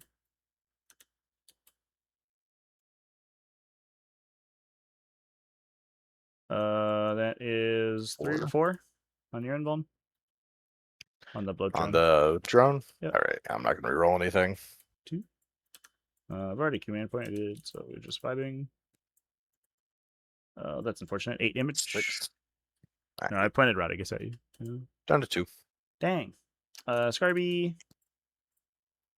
Yeah, that means you keep contagion for this whole thing. Unfortunate. Scarby. 3's reeling. Holy shit, Scarby's upset. He's so mad. 5 on your invuln, Mr. Rodigus. Yep. Take 12. I might as well on CP because I have nothing else to do. Fair enough. Cool. I'll just take 6. What, 6? Yep. Take 4. Take 4. Okay. Cool. All right. Cool. I got assassinate for what? 4 and then bring it down for 4?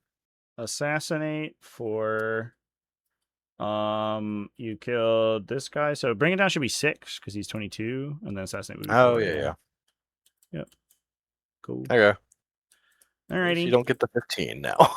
Yeah, that was unfortunate, but I mean the rest of the turn went really well, so I can't really complain. We pick up. I think we pick up the plague bears. If I just like stand here, did you scream me? Did you scream my 6? Maybe? Nope. Can I put enough guys there though? There's like another bubble in here. Let's be weird. There we go. 6. I need 3 models here. I'm gonna pick these guys up regardless because they're not doing anything back here. We'll leave Kairos. We could pick up the Flex Master, but he's just gonna shoot a Deshra Terminator to death, and then we'll like see what happens. So I think we'll just vibe with him. If I go 1,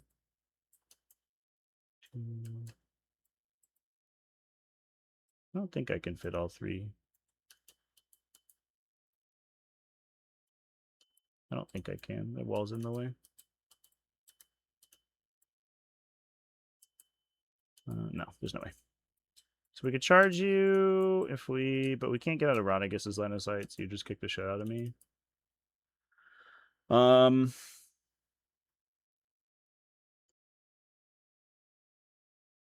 then you have this all screened with your guys, and this all screened with your guys, and this all screened with your guys. And so there's like, we could like fight a Beast of Nurgle for the rest of the time, which seems bad. I think we think we do go for that.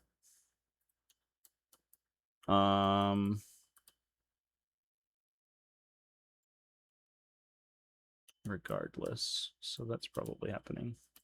Okay, does Kairos give me any command points? He did.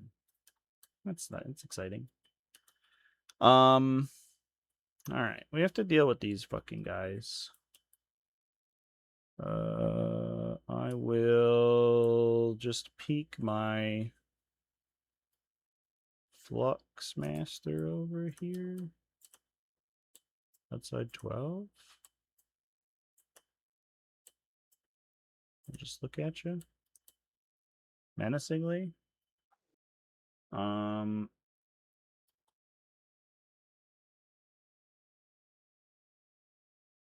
That's really the only target that Kairos has. So I think Kairos goes over to shoot them. 3 and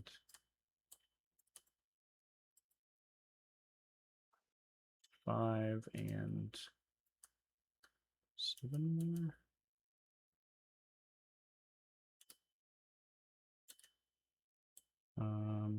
Sure. And then Scarbrand's vibing.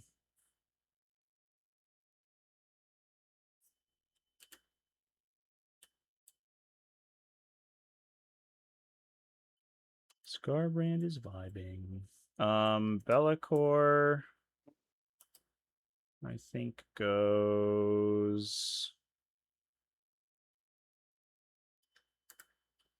Well, let's move this Lord of Change first. The Lord of Change will move over here. 2 and 5 is 7, and then 5 more.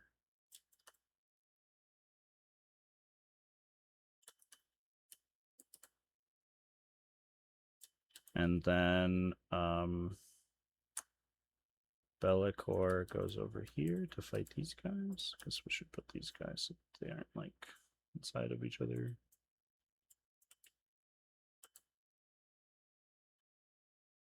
And he'll have line of sight to these dudes back here. Okay. And then we'll see what we get. I'll drop my toughness debuff on Rodigus. And I will drop these guys down. I'll pay a command point to deep strike them close. What's this Overwatch look like? This. But maybe a little bit worse than that for me. Because you're out here. So it's like this.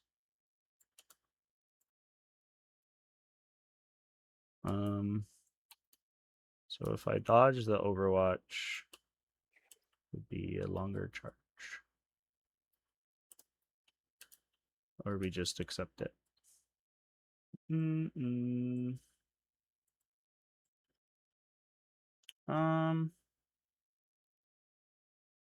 This guy's got the contagion right now, so he's a 9-inch bubble. Yeah. So if I don't drop into that, I retain T5. It's probably the platonic ideal. I think we'll do that. You wanna shoot me? Nope. Okay.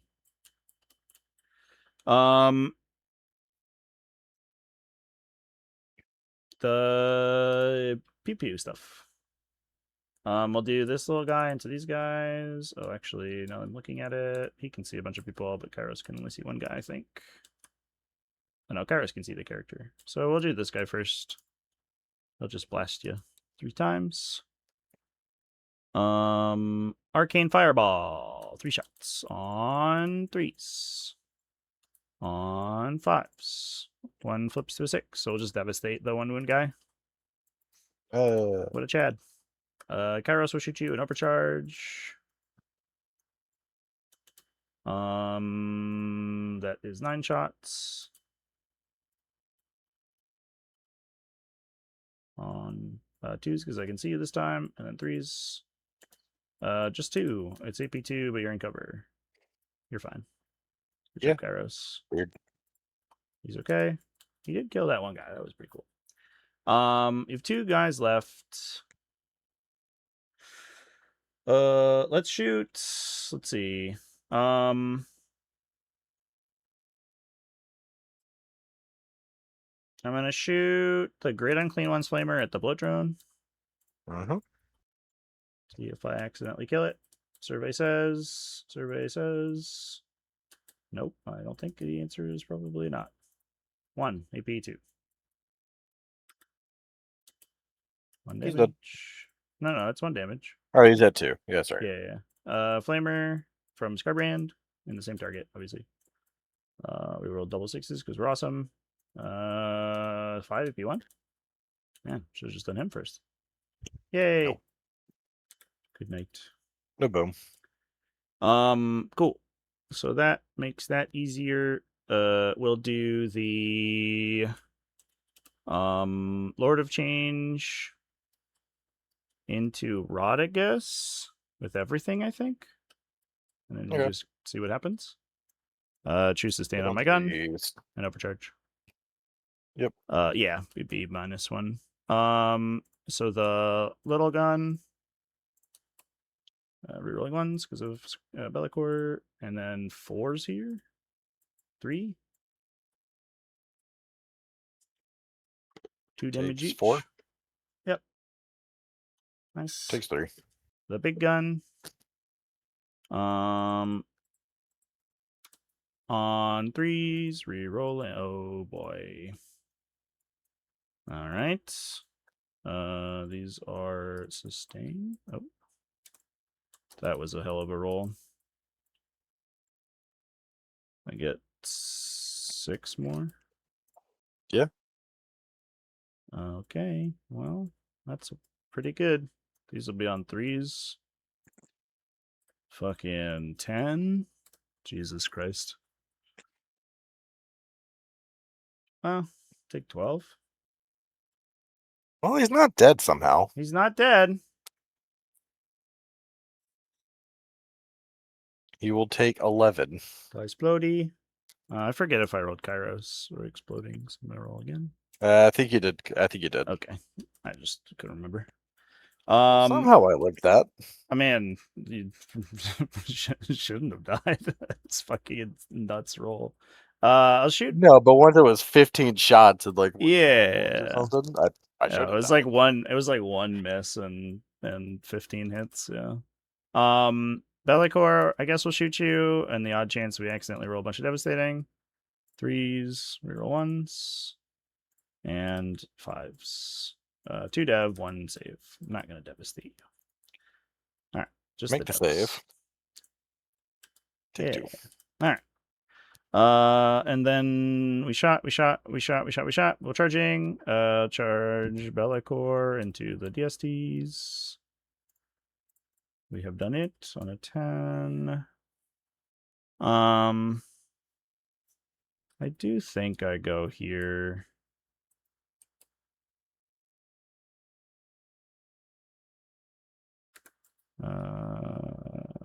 Yeah, I think I do.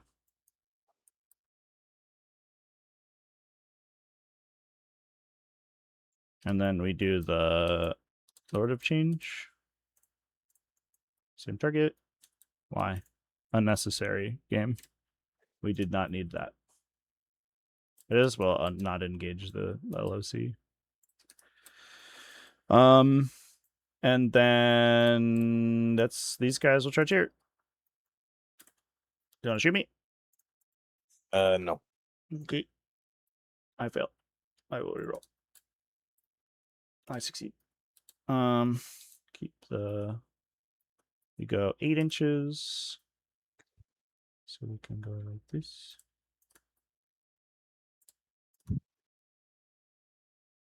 Can't even base, so we'll just like vibe. Yeah.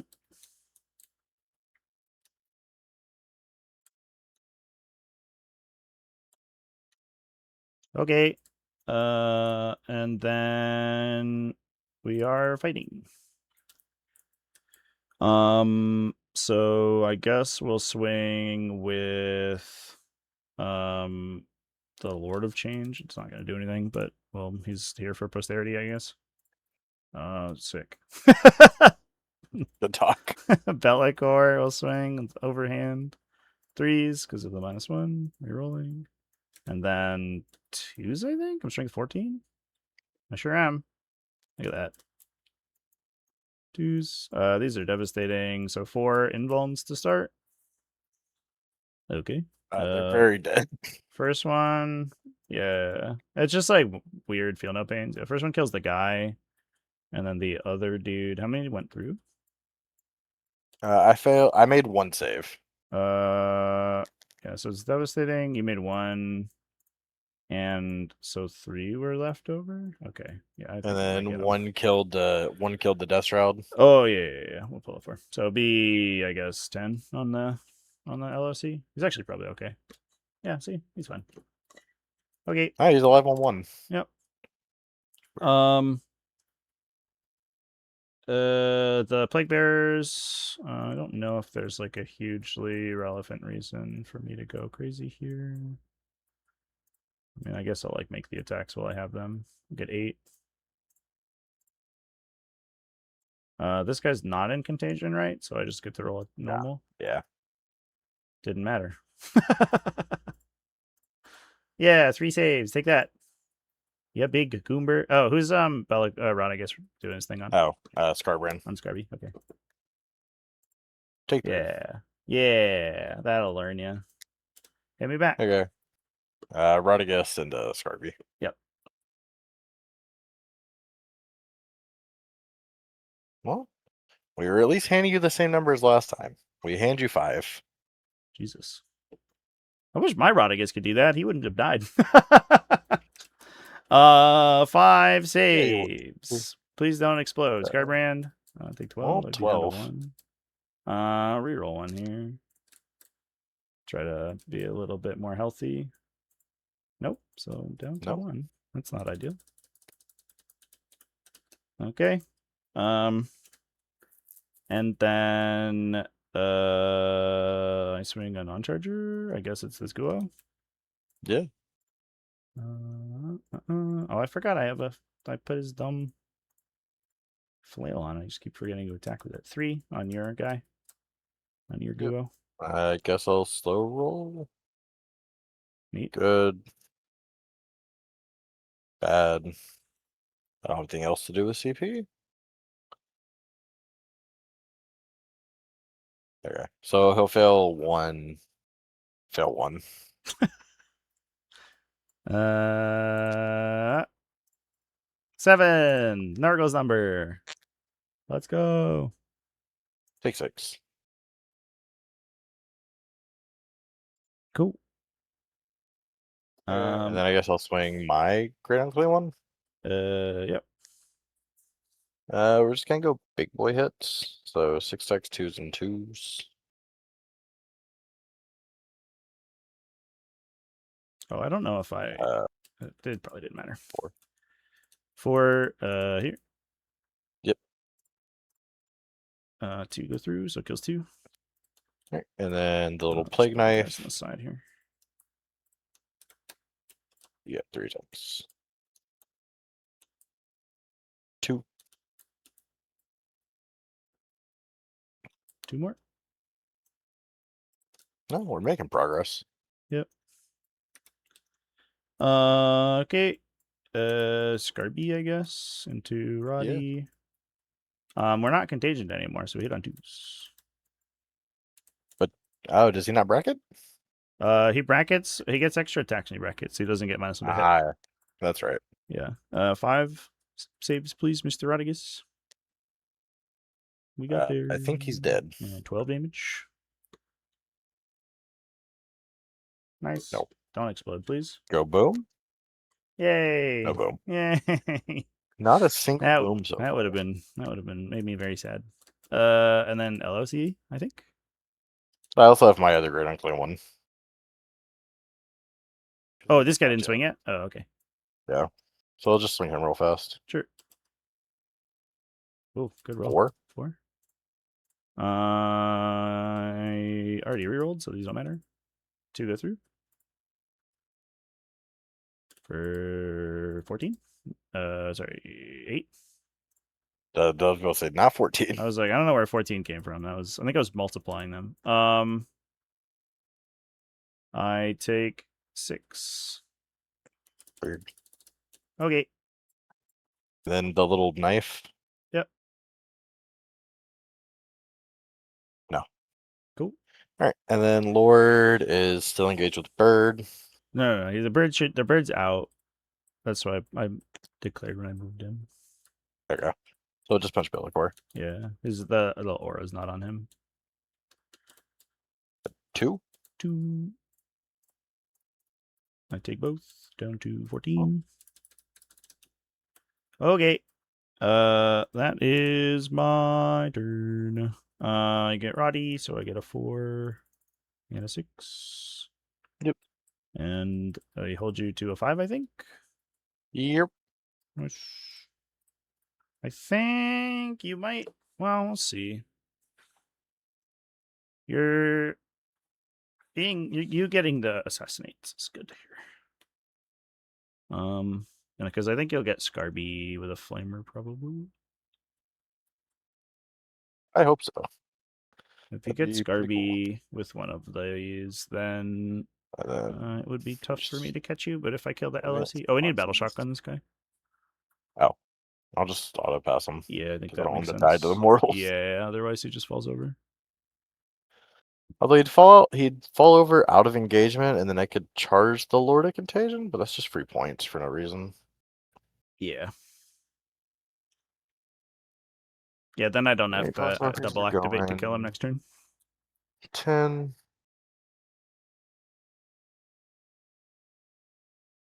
So he's going to come spread the love and put everyone back in Contagion. Yep, love it. And then we'll just point. You're already T10. 1-1 would put you to where? When you on 5s with the flamers? So I'm currently in his Contagion right now, right? Because it's a big one. It's 9. Yeah. That's what I'm saying. If I give you 1-1 toughness, you go down to 9. So now I want you on 5 instead of 6s. I think that's the call. Yeah. So just do that. Yeah, getting me with the gun would be big. I don't know. The beast can like charge you or something. Yeah. Yeah, so beast is like you're just like hoping for 4-ups. It's a little bit spooky. I just want to roll 1-6 to wound. Yeah, for sure. Okay. So yeah, we'll just shoot the Guo into Scarbrand. Yep. 5 for 6. Or 6. 2. 2. It mattered. Drum roll, please, ladies and gentlemen. He's dead. Hey. No explode. Okay. So he's. Well, that helped. I think also worth 6 and 4. I guess. Because he's 20. Is he? Yeah. Oh, yeah. Okay. Because he's not a bloodthirster. All right, and then this grid unclean one, I guess we'll just shoot your Guo. Sure. Yeah. Makes sense to me. For 5. Just 1. Just 1 on a 4. Good. Cool. And charges. Mm-hmm. Beast is gonna charge the Guo. Yeah, he is. Hell yeah, he is. Look at him go. And then the other beast is gonna charge the Foxwalkers. The Plague Bears. Yeah. Oh yeah, that. I was like, hold up, that's your unit.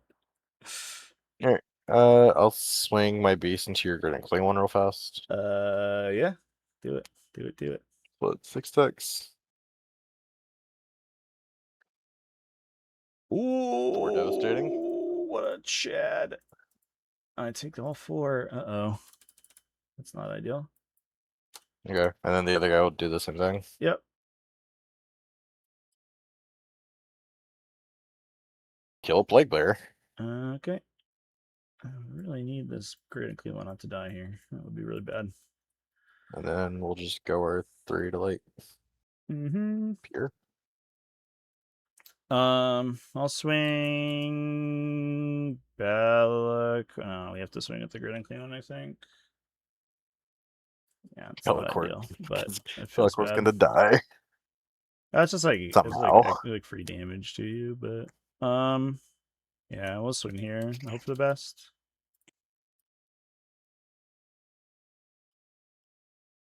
Two.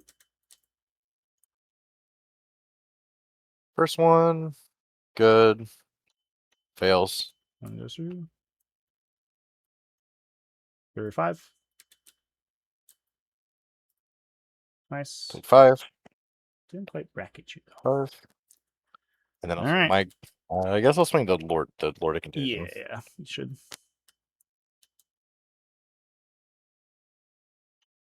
Just one. Just one. I gotta roll. Gray for Bellicor. Yeah. That's the secret. And then I guess Belly swings here.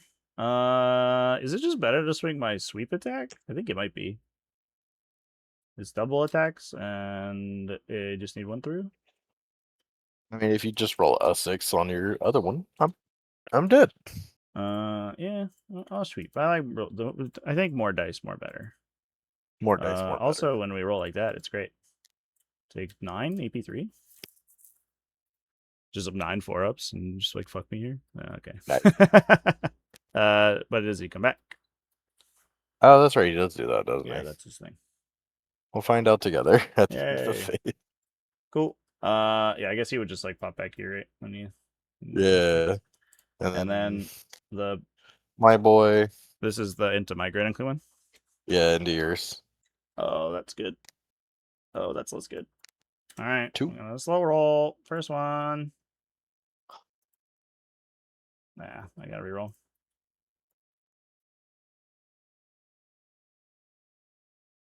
Nice. Drum roll, please. Uh-oh. Going through.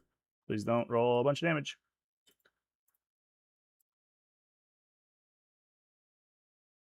5. 5.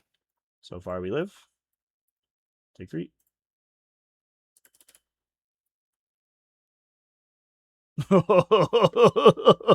Not like this. Yay! Why would you ever fail 2 4-up saves? Why would I ever fail 2 4-up saves? Okay. And then we'll just swing the other guy. Yep. Listen, Scarbrand died so that the Great Unclaimed could live. That's Scarbrand the first time passed like what 5 out of 7? Scarbrand? Or no, I handed you 2. I handed you 2 out of the 7 attacks the first time you made both.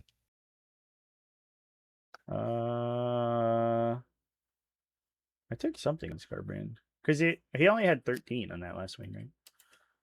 He took like 7. Yeah, that was after I hit you back on your turn. Oh, maybe. Yeah. This is into the Plague Bears. Yeah, just 5. 5. Is it the big swing or the little swing? It's the big swing. Okay. There's 2. Oh, that was a good roll. 2 more. 2 more.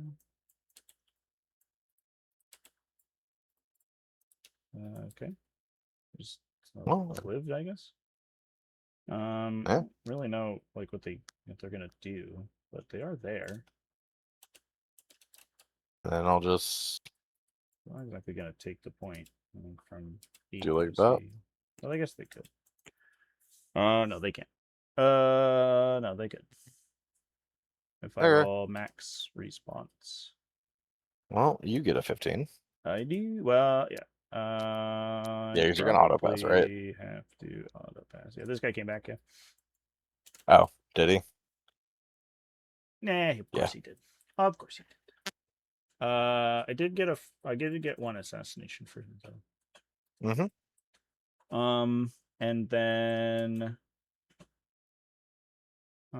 maybe the Fluxmaster could just eat him. Yum yum yum. So there's like part of me wants to auto pass the Plague Bearers, but it's only a 33% chance. Oh, I guess it's a 50. It's better than the 50-50. We get enough guys back to make this matter. But we have to fall back and need an Overwatch, so it probably doesn't make that much of a difference. So I will auto pass the Guo. For 2.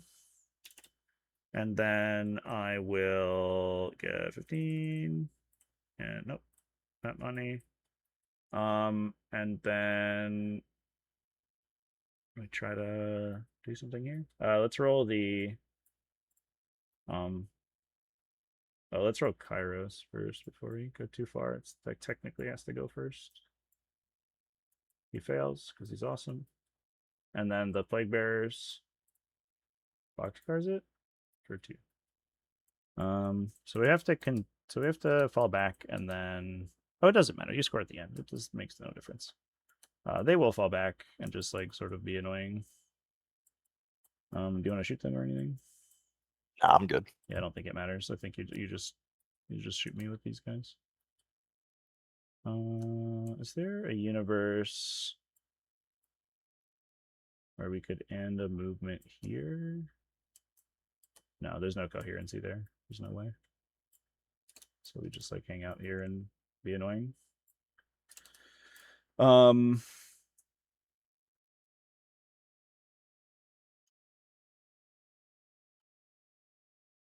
The Flux Master just stands 18 inches away from that guy. Shoot him with the gun. And we just have to put everything into this Guo. If I go 6 and 6, I could charge him on a 10. Which doesn't seem very ideal. I think we're just going to shoot him a bunch. But if you're going to 15 final round, and then you're going to kill my Great Unclean One. So I have to kill this Great Unclean One, I think. Otherwise I lose. Yeah. I'm going to get the little guy. And then so I have to kill 2 things. And then yeah. There's like a chance I don't die if I fall back. But you have like you can fuck me when I fall back, right? That's the thing. Not for monsters and vehicles. Oh, okay. Yeah, fair enough. So you can like make me go over here. And then if I kill that guy, I get to do stuff. Because I think if I leave in melee, you're going to kill me in melee. So yeah, I will fall back.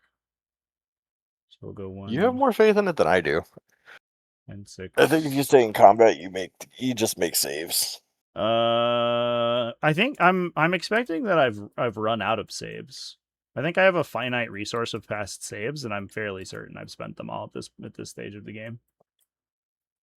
I'm pretty sure that's how math works, right? Am I? Maybe I'm wrong about that. Nah. Go here. We'll put Bellicor here. And we'll put this Kairos guy over here. And we'll just put every gun, all guns open fire on that dude, and we see what happens. Give him a toughness debuff, and then we'll just roll a bunch of attacks and hope for the best. Flux Master at the Lord of Contagion. 2 hits. We'll flip 1 to Devastating and see how much damage we do. I think it's D3. It is D3 damage. Roll a 3. We did. Nice. We'll shoot the Lord of Change at the Great Unclean One with everything. Your toughness 12 right now. Is there? You're gonna be able to get there. Like none of this other stuff matters, I don't think. So yeah, we'll just shoot everything here. Big gun with sustains. 1 sustain. Okay. So be 4s, because you're -1 and +1 toughness. Just 4. Okay. Ooh. Reroll? Yeah, I kind of have to. Yeah.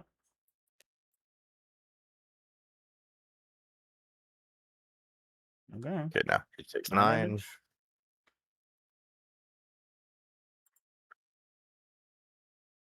Not a 2. Baby gun.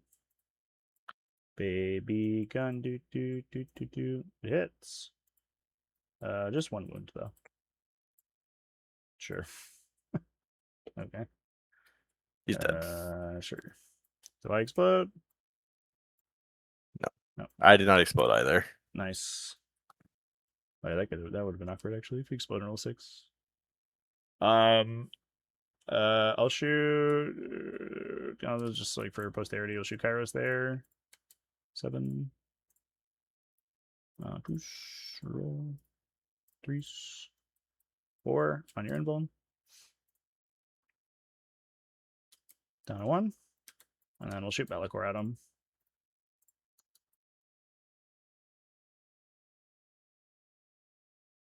A bunch of devastating damage. Kairos is hazardous. And Be'lakor's hazardous. Okay. Yes. No! No. Oh, he didn't blow up. No, he didn't blow up. Yeah. Okay. So we got the guy, we got the other guy, and we got the Great Unclean one, and that's my final score. Yep. And the most I can get's an 80. So yeah, if you 15 out, which you just like run a dude, I guess, and you kill my Guo, I think that is accurate. Yeah, it was this guy living with 2 Defilers shooting him was... No, for sure. Yeah, after he flubbed so hard on that Defiler, I thought it was over. I think is it... If you just put both things in the middle into Ed that turn, like, is it that bad? I guess the Defilers are, like, kind of inconsistent in melee. They're only 5 attacks. It's also, like... Yeah. The Lord of Change is the scariest thing. For sure. The Great Unclean ones in combat hit on 3s, wound on 4s, even if I have a -1 toughness thing. Yeah.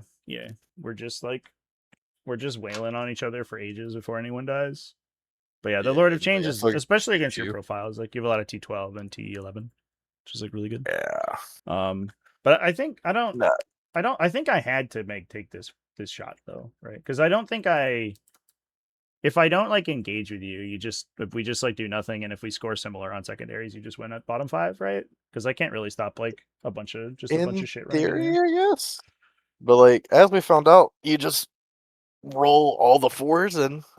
Well, yeah. I mean, that's like, I guess like the back. If I take the fight early, then we're just like put it down to the combat, right? Instead of me. Like, if I don't do anything, you just win. So I think I have to do something, and then we just, like, see where the dice go.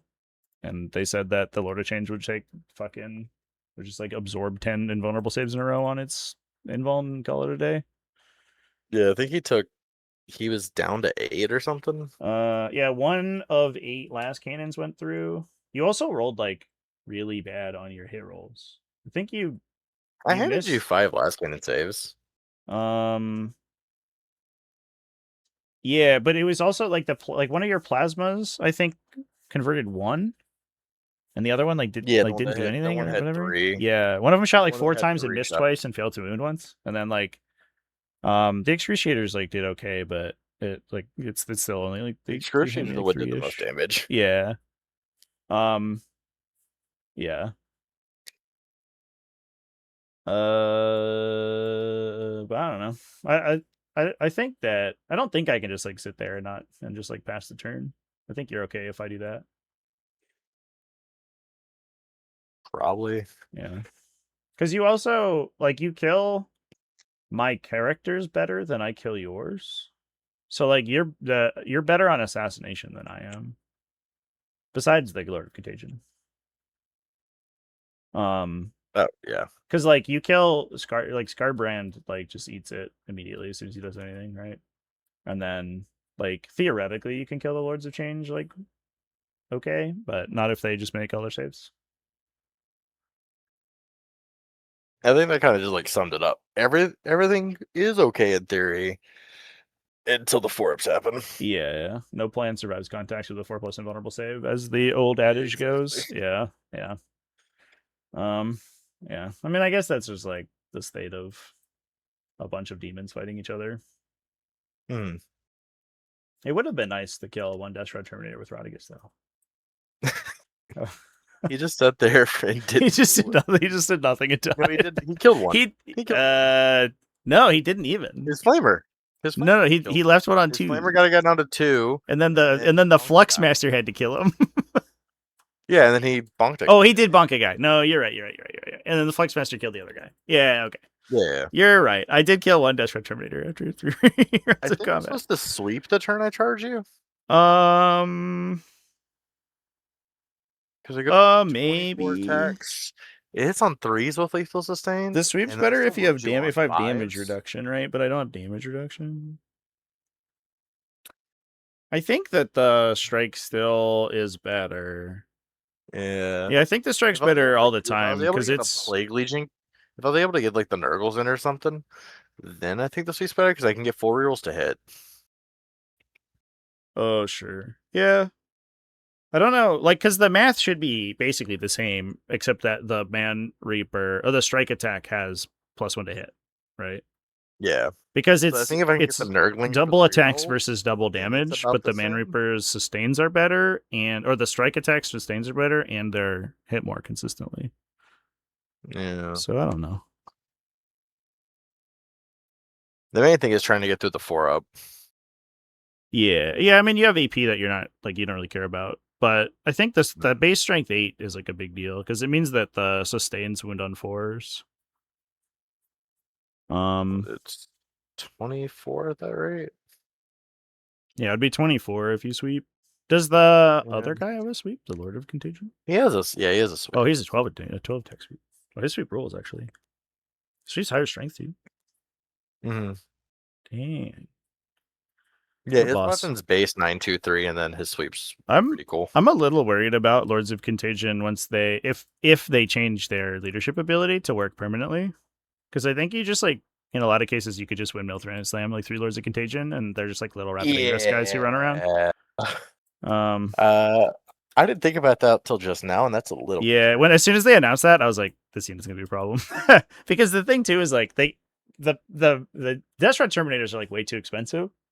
But if you attach a Lord of Contagion, then they feel like they're worth their points because they're just a Lord of Contagion delivery system. Because the Lord of Contagion is actually just steal for his data sheet.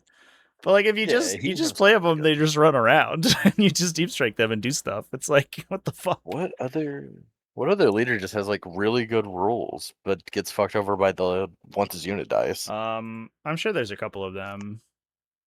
That's the one who's the most dramatic because he has 2 leadership abilities stacked into one that all buff his own attacks. Technically lose fight first, but fight first doesn't matter anymore. Yeah. The Judy, all the Phoenix Lords actually. Losing Lycus's units just a disaster, or Janezar. Oh no, but Janezar. Lycus can't flicker jump by herself though, so her leadership ability doesn't do anything. Isn't that? Oh, wait, she doesn't have the ability. Charge. No, she can't flicker jump. Oh, you're right. And then Janezar's. Yeah, I guess that's true. Yeah, all of their stuff comes from their unit instead of from themselves. Yeah, so losing the unit's bad because the unit's gone. Yeah, I guess so that doesn't matter so much. Zimmerman doesn't really have a leadership ability. He just fire and fades. Well, yeah, I guess. Well, the fire and fade is a leadership ability, so that's actually pretty good. Being able to do that by himself is good and sweet. I think he can already, isn't it? It's not while he's leading a unit. I thought it's just when he's done shooting. No, it is while he's leading a unit. While he's leading a unit in your shooting phase after the unit has shot, it can make a normal move. Fair. Yeah. And then Baharoth is the uppy downy thing.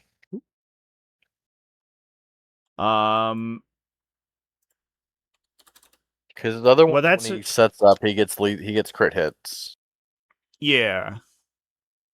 So you can pick him up. He can pick up while leading a unit. In addition, while he's leading a unit, and it sets up using deep strike, it can go 6 inches away. So yeah, if that becomes doesn't require leadership, then he can just jump around by himself, which is actually kind of helpful. But it's he's an expensive. When he sets up, he has. Right? But when he sets up, he has crit hits. So yeah, his gun's just 6 shots. Uriel's? 6-2 Uriel's a sustained hits one. Uriel's a sustained hits one. But I guess the units you're attaching Uriel to kind of suck. I guess it's hit rerolls. You want the hit reroll guys. You want the unit to give him the hit rerolls. Yeah. What? But you're not getting Morgan damage out of Raw's them. leadership ability doesn't do anything? That's the one that like blasts things, right? When you shoot them, I they think like that's pulse just the mortal his wounds. ability, because like Morgan Raw has to shoot him. Yeah. I don't know what his leadership ability actually is. Oh yeah, Ragnar Blackbane's an interesting one, chat, because he has 2 leadership abilities, but they depend on the unit he's leading. I don't think you could make it so that he gets those all the time. That would be... What, just advance in charge, reroll? Advance in charge and full rerolls? Yeah, he would just take that guy in every fucking army. He'd be so good. There's this little dude who attacks 10 times who fucking his full rerolls. Whee! We would just be back to like the 8th edition metagame where every fight was just 2 Ragnar Blackmanes fighting each other. When he first released. That was wild. Are there any like EC units that are weird? Cacophonous gives sustained? Does this little like a mortal wound thing care for leadership? No. He just does it. I don't think so. Yeah. Range weapons equipped by models. So it's just the sustained hits. And then in Lord Exaltants with lethal hits. Yeah, but again, they like get the buff from the unit that they don't really care about. Oh, I guess World Eaters, the guys on Juggernauts, they just have a 3-inch engagement range now, right? Yeah. Also, they can go through walls. That was always the weirdest one. Is that the fucking Juggernaut Lord forgot how to go through walls when his infantry died? Like what? Why? Cool. He just has a 3-inch engagement range. Yeah. Oh, but it's he has to already be in combat to use it, so he has to be within 2 to get the 3. So I guess like he does get to go through walls. He could like use it to swing. Oh, he also just has that all the time. This doesn't even require leadership currently. Oh, so is it just the walk through walls that he needs? Yeah, the walk through walls is leadership is a leadership thing for some reason. Just like never made sense. That's kind of a nice pickup. That's actually kind of big, yeah. I think Invocatus gets that too. Oh, also he gains Deep Strike. Oh, Invocatus is like sick actually. Yeah. He gains Deep Strike and the ability to move through walls, so he's like a rapid ingress monster, and then does impact mortals and attacks like 9 times. Scratch that. He attacks 12 times. Yeah, he's pretty cool. Invocatus might be baller, actually. Also Karn. Actually, Karn gets reroll once they hit wound. Oh yeah. That's actually neat. Plus, he regenerates himself anyway, so you don't really care if he has a unit to protect him. And then for Thousand Suns, like the sorcerers randomly have lethal or sustain by themselves. Yeah, the regular sorcerers do. I think all the other ones like don't really have anything that synergizes. Yeah, and then like the Infernal Master has sustained hits on his torrent weapon. Hell yeah. We love that torrent weapon sustained hits. The one that somebody pointed out to me is all the ones that say like when an attack targets your unit, it's -1 to hit. So like Junith Eroida and like Demon Flux Masters and stuff. Just that they just become permanently -1 to be hit. Just like oh god, so they're -1 to hit, and if they have cover, they're also -1 ballistic skill. I think cover it sounds like is gonna be -1 to the hit roll. I don't know that for sure though. I thought they said cover is just -1 ballistic skill now, right? I don't know. I thought it was subtract 1 from the hit roll, but I actually don't know for sure. I don't know if they is it. Oh, actually, Josie was posting that that document with all of the changes in it, right? She posted that in like 7 different places. That was earlier today. Yeah, because I'm pretty sure I thought cover is -1 ballistic skill now, and that's why people were really concerned about stealth and cover, to where like you make a Space Marine hit you on 5s. That would be pretty gross. Oh, where am I? I think I don't know if stealth's staying the same. Stealth gives you cover now. Yeah. So it doesn't stack with cover. But like a Junith ability where you're -1 to where you subtract 1 from the hit roll would. Right, exactly. But it would get around hit bonuses, right? Because I think a lot of people are going to stack +1 to hit to get around the cover penalty. And having -2, I think, would still be very relevant there. like we're like the they were previewing the Militarum stuff where it's like the new Bridgehead Strike just gives you +1 to hit. Health. Yeah, when you drop in, and then so normally they would get around cover when they deep strike when the Tempestus silence deep strike, but now if you can find another -1, then they have a tough time. What the fuck, cat? You're so loud. Certainly going to be interesting. Yeah, it's going to be a whole new thing. And repoint some shit. I'm curious in how these detachments are going to end up looking. I don't know. I know the Empress Champion one looks really cool. I love the idea of that one. They announced that it had no stratagems. I was like, what? Hey, if it's a 1-point detachment to make an Empress Champion cool, yeah, sold. I mean, it's going to be sick either way, yeah. But it's just like, you could just have some stratagems that work on his unit, right? But like, I don't know. I can heroically intervene at +2. I like the idea of just 1-point detachments that have no rules and just upgrades.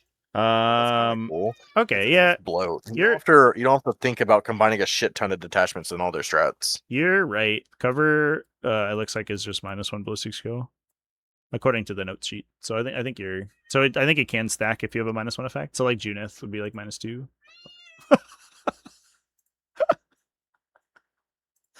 Can't. You're so loud. Yeah.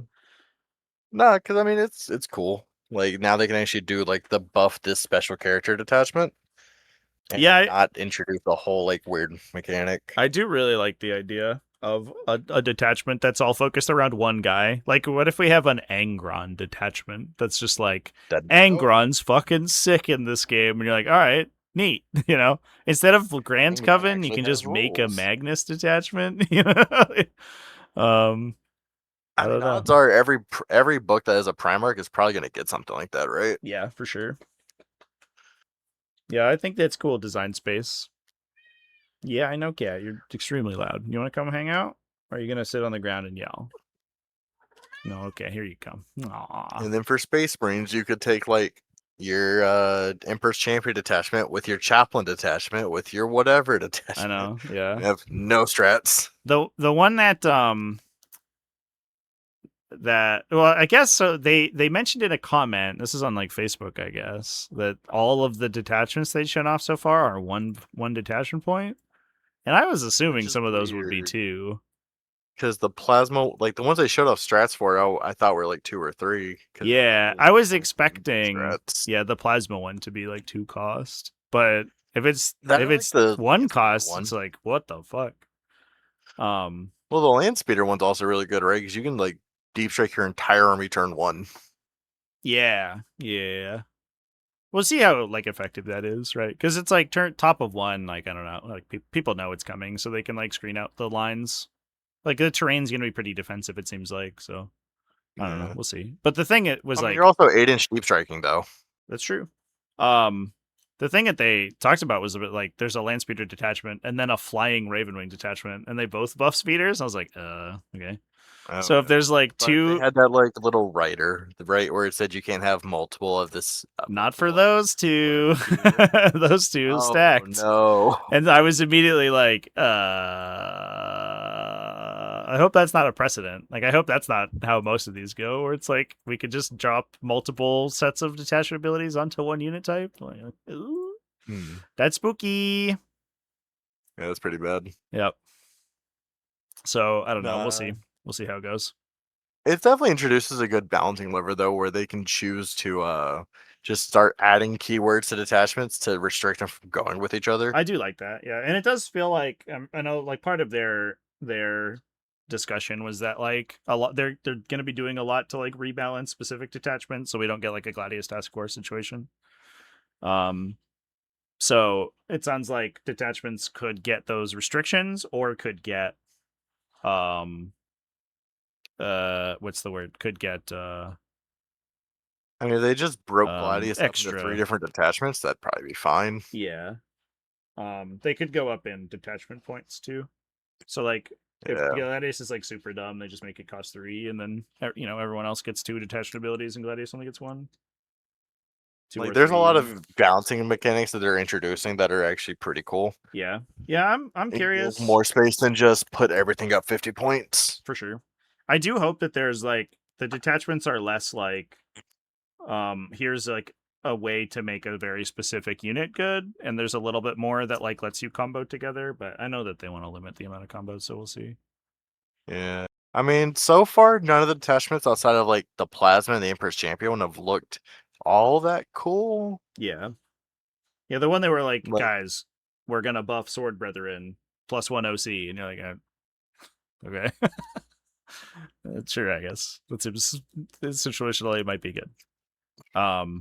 But that's exactly what that unit needs. yeah. Plus 1 OC. The interesting thing too is that like I think that it's gonna be a tough edition to get people excited about because they're like here like you can build all these sub factions out of multiple small abilities and you're like okay cool and they're like so instead of getting one huge transformative ability for your whole army you can pick like out of these little tiny abilities and then they show you all the little tiny abilities and you're like these all look terrible and you're like yeah because it's a third of a detachment rule. So it's like you compare Gladius Task Force, which is like your whole army advances, shoots, or advances, charges, or falls back and does whatever it wants. And then they're like, and we're going to change it to, whatever they change it to. Like once per battle, you can do a thing one time. And people are going to be like, this is trash. What the fuck? And you're like, yeah, but it's a third of an ability. You get 2 other abilities. So I think that there's going to be a bit of like a growing pain for the How do you the think they're going to community. handle the cult legions getting demon allies?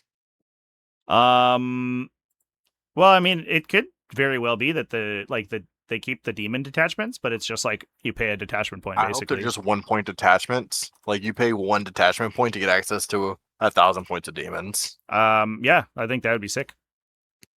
Like, that would help so much. Yeah, that would actually be really cool. And then they could do things like they could roll in Shadow Legion to like Chaos Space Marines, and it's like you pay one point and you can take like Bellicore and a bunch of shit. Yeah, like that'd be dope. That'd be sick. Like Bellicore has to be your warlord or whatever because you're technically Shadow Legion, but that's fine. Right. Yeah, and like you can't take Abaddon or whatever. Like it imposes some restrictions like on no you. epic heroes or whatever. They could even have it where like the like Legionis Demonica becomes a detachment keyword, and you can only take one of them, but then they can release a bunch of them. So they're like, you could take Shadow Legion, or if you're playing Chaos Space Marines, you could take like Cult of Slanesh, and it's like you get a bunch of Slanesh demons buffs for them. That'd be cool. Hopefully I think it'd be really cool. They go deep Demons into it. actually get a book this year. Yeah. I mean, the index is all right. It's been funny to have people be like, Demons haven't gotten a codex all 10th edition. Basically and it's like, but they got re-released like 17 times in this fucking. By the end of it, they basically got a free codex. Yeah, they also like because it wasn't an imprint codex, they like balance past it like really quickly. So anytime stuff was like over or underpowered, they like changed it immediately. It was like a really good showcase for how good digital rules are. And then, but then, the endless churn of capitalism keeps us on the codex release cycle. So it's going to definitely be interesting to see, because if they do that with the cult legions and CSM, where you can actually take a demon ally detachment, that's going to be cool to see. Yeah, I agree. I think that would be awesome. I would love to see more integration of demons. Need to axe, just like completely axe like taking knights as allies. It would be interesting if knights got a sub detachment that could go into other, like maybe that's just how they handle allies. Is it's like it costs one of your detachments? I think that'd be cool. Like that'd be cool for like Imperial agents. Knights are just weird. I am a certified knight hater though. Yeah. I mean, unfortunately, outside of the very specific instances where like one big knight's very mathematically very good, and so you take him in a couple of factions, they haven't been very relevant this edition as allies. It's supposed to do like armigers or something to help round out Imperial agents with meltas. It was funny because like the one time where Canis Rex, like when the Codex came out, or before pre-Codex, when he was still on his index version, and Canis Rex was like super dumb. But it was like the only factions that ever played him, like 340. Yeah, the only factions that ever played him were the ones that didn't have good in-faction like buffs. So it was actually just a buff for all of like the lower tier factions in the game, And I was like, also like non-codex compliant Space Marines because he was better than whatever anti-tank you could take. yeah, yeah. In some cases, I think you played him. But it was like there was like a Dark Angels list that played him for a while, and then like I don't know if there was like much else because he doesn't have any him in synergy. Like, Templars before the book came out. I could see that, I guess. But like Grey Knights, Custodes, Adeptus Sororitas, like I'll use them in a big way. Imperial Agents. And all those factions were fucking dog shit at the time. So I was like kind of into Canis Rex like being kind of silly in that point. No, it's definitely gonna be cool to see how they do it. Yep. I think it'd be interesting to see some like inner faction things like GSC and Tyranids getting like another final day. Yeah, for sure. Yeah, I think more That'd be cool. And more integration between that stuff. Like if you know Final Day or Brood Brother Exilia or whatever becomes like a 1 or a 2 detachment, and then you can also integrate it in like other combos, it's going to be really interesting. Like being able to Final Day and Brood Brother together, that'd be cool. That'd be wild. That'd be absolutely insane. It's just like play 2,000 points of non-GSC and yeah. My army is a Warhound Titan and a bunch of Gene Stealers. And you're like, what faction are you playing? And you're like, GSC. I have the Red Terror and 2 hyper adapted Ravener squads and Death Leaper plus a Titan. I'm playing Gene Stealer cults. What? That sounds like a 7th edition. Yeah. Dark Angels emerging identity of plasma men. I mean that was like always their thing. They were the plasma weapon guys, but then they didn't really get any buffs for them besides the one thing in Wrath of the Rock. And it doesn't. It's not even for plasma. It's just anything, isn't it? The +1 strength thing. Yeah. No, that's only plasma weapons. That's anything that's Dark Age and Wrath of the Rock. Oh, Weapons of the Dark Angels. Yeah, all infantry squads. Yeah, they didn't get anything in all this edition for plasma. Like that's true. Last edition, Weapons of the Dark Age was I guess that damage for your plasma. Yeah, it was for sure. Then Scepters went burr. We decided that Dark Angels loved Battle Shock. Yeah. Yeah, that Interrogator Chaplain detachment. We'll see how that goes, but that was a little interesting. They're like, guys, we gave a ranged buff to your Chaplain. You're like, but he gives +1 to wounded melee. And they're like, well, now you can do a ranged buff. Like, why? The Chaplain on bike wasn't selling good enough. So I guess. Can he can join Black Knights, right? That actually might be sick. Do they have the same? Do they have the thing where like it's like lead Outrider? Yeah, it's like the thing where he transitives his leadership ability. I mean, who knows how it's gonna work nowadays? Like in 11th, like all those rules are changing. Who knows? I remember at one point I thought he couldn't because it doesn't say he can on his data sheet, but I think it's the Black Knight thing where it's if you can lead Outriders, you can lead them. But he's the only character who that works for, so it's like, why do we even have this? Just say he can lead Black Knights. But whatever.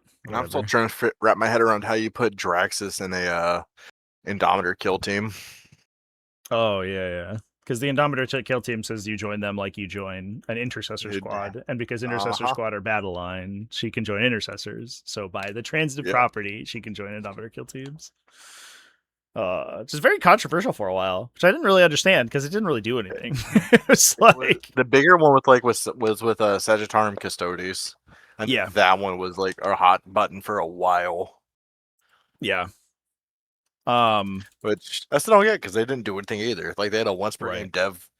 It was bolter. It was like cute when if you put them in like a Coronius or something to get wound rerolls, but then you're taking like a 500 point unit to shoot like 8 devastating wounds. And you're like sick. When the guard unit sitting next to you would just double taps and reroll. Right? Yeah, the guard unit like without requiring a transport does the same amount of damage. Yeah, it's very stupid. If I can play 10 Deathwing Knights with Belial and Plasma in 11th, will world hunger be solved? If Belial's good, I'll eat a hat, chat. If it's like the one time that Belial's playable in the 30 years the character has existed. He was pretty decent last edition. Belial was? Yeah, for some reason I remember him like being not half bad. Maybe I'm misremembering what Belial did at 9th. Let's find his data sheet. What did Belial do in 9th edition? Warhammer 40,000. He gave you... This is 10th edition. That's not what I clicked on. What the heck, Wikipedia? Oh, okay. I see what I did. I was like, he gives precision. That's not right. But their search doesn't work. I have to go find it the old-fashioned way. Ugh. I feel like such a plebeian. Belial. I will give Wikipedia trash for being really unoptimized, but I do like the archive function.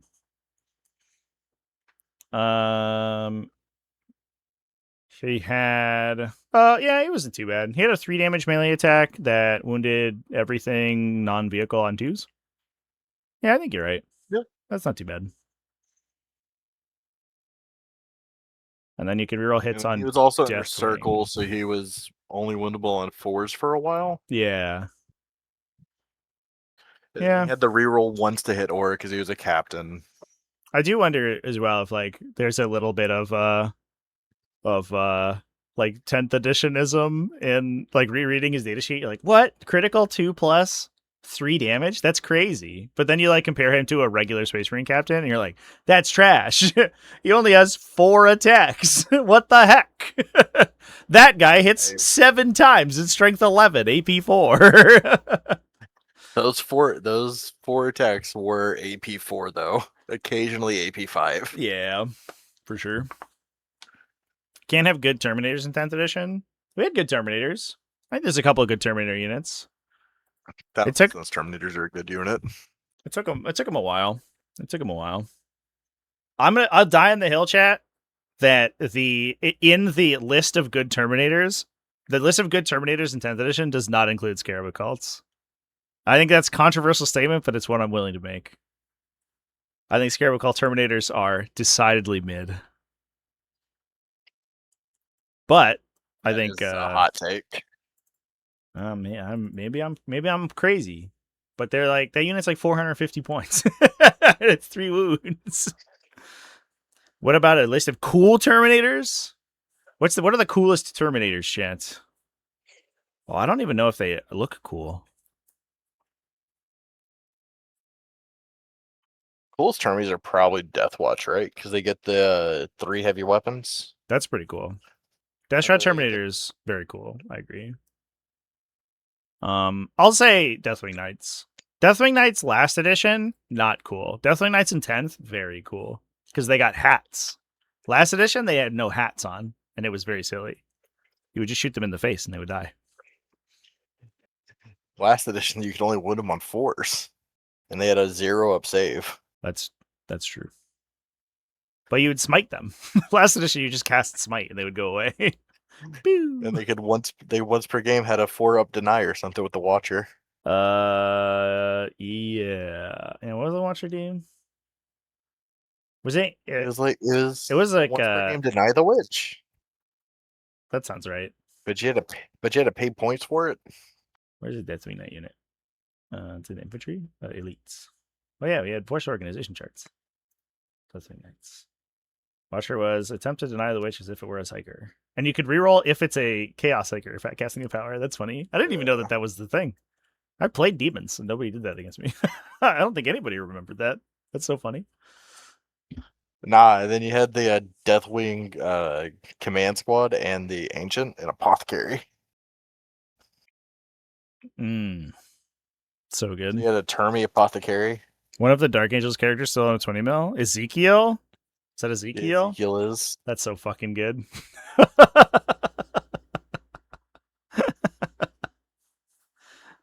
Oh, Ezekiel. Oh, do you remember the Ravenwing Talon Master that would always hit on 2s? I do. That even on Overwatch? Yeah. Beautiful. Yeah. That guy was disgusting. And like he was always in Devastator Doctrine, so he was always like AP 2 or 3. Yep. I remember I lost that game one time. I can't remember if I lost. I lost it. It was like tail end of 8th edition, and I lost the game because I charged the Talon Master with a fucking a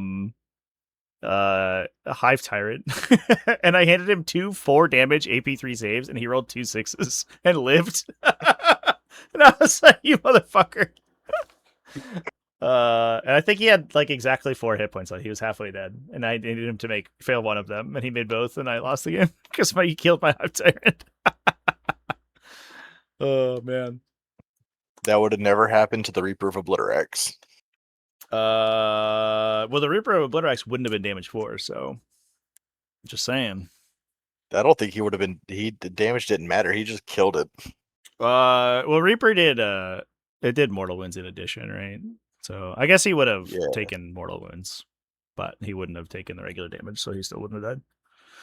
But the real sauce was that you played the Maw Claws of Thyrex mini game to fully supercharge up your Hive Tyrant. That was the fun part. You brought your chest full of spore mines because you could spawn so many in a game. I played that list one time with like a million Biovores and a Termagant unit. I played that in like one tournament. And you take the Termagants and the Tervigon, and then you like dump all of the regeneration onto the Termagants with like the Zoanthrope and Synaptic Imperative for a 5+ invuln save, and then like you could cast Catalyst on them for a Feel No Pain, and then like Venom Thropes made them -1 to be hit, and you would just like stack on 20 dudes, and they were just like unkillable.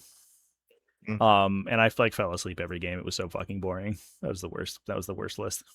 And then I went back to playing like weird Mimi Tyrant Guard. Tyrant Guard are cool. Tyrant Guard are so cool. We streamed Tyrant Guard over the weekend, and we were like all ready for this like cool Assimilation Swarm Tyrant Guard like wombo combo. And the Tyrant Guard got charged by 8-bound, and then just like every Tyrant Guard died immediately. They won the game, but I don't believe that the Assimilation Swarm detachment ability did anything the entire game, because everything that got hit would just get one shot. So it's like, nice. Why are we here? Why are we playing this fucking detachment so bad? Fucking silly. I kind of wanted to bring back Night Dead Psychic because there was some cool shit in there. Yeah, no, I think that is generally the unless you play Tau. That's generally what people want. But then you're not a person, you're a fish. So that's true. That's true. You're a weird cow person. Like Grey Knight's casting 10 smites a turn. Sure. Yeah. That was a little frustrating. Yeah. But have you considered that Grey Knight Psychic phase turning up people's aura was abilities? So disgusting. The Grey Knight Psychic phase looks so fucking gross. Yeah. The ones where you would like you had the vortex. Yeah. You would do the psychic power to shoot in your psychic phase, and then you would switch into the shooting doctrine, and then you would shoot in the psychic phase, and then you would move, and then you would switch again into the smite doctrine, and then you would smite like 12 times for 2 damage apiece and like kill a knight. And then you would go to your shooting and actually attack. Fucking wild.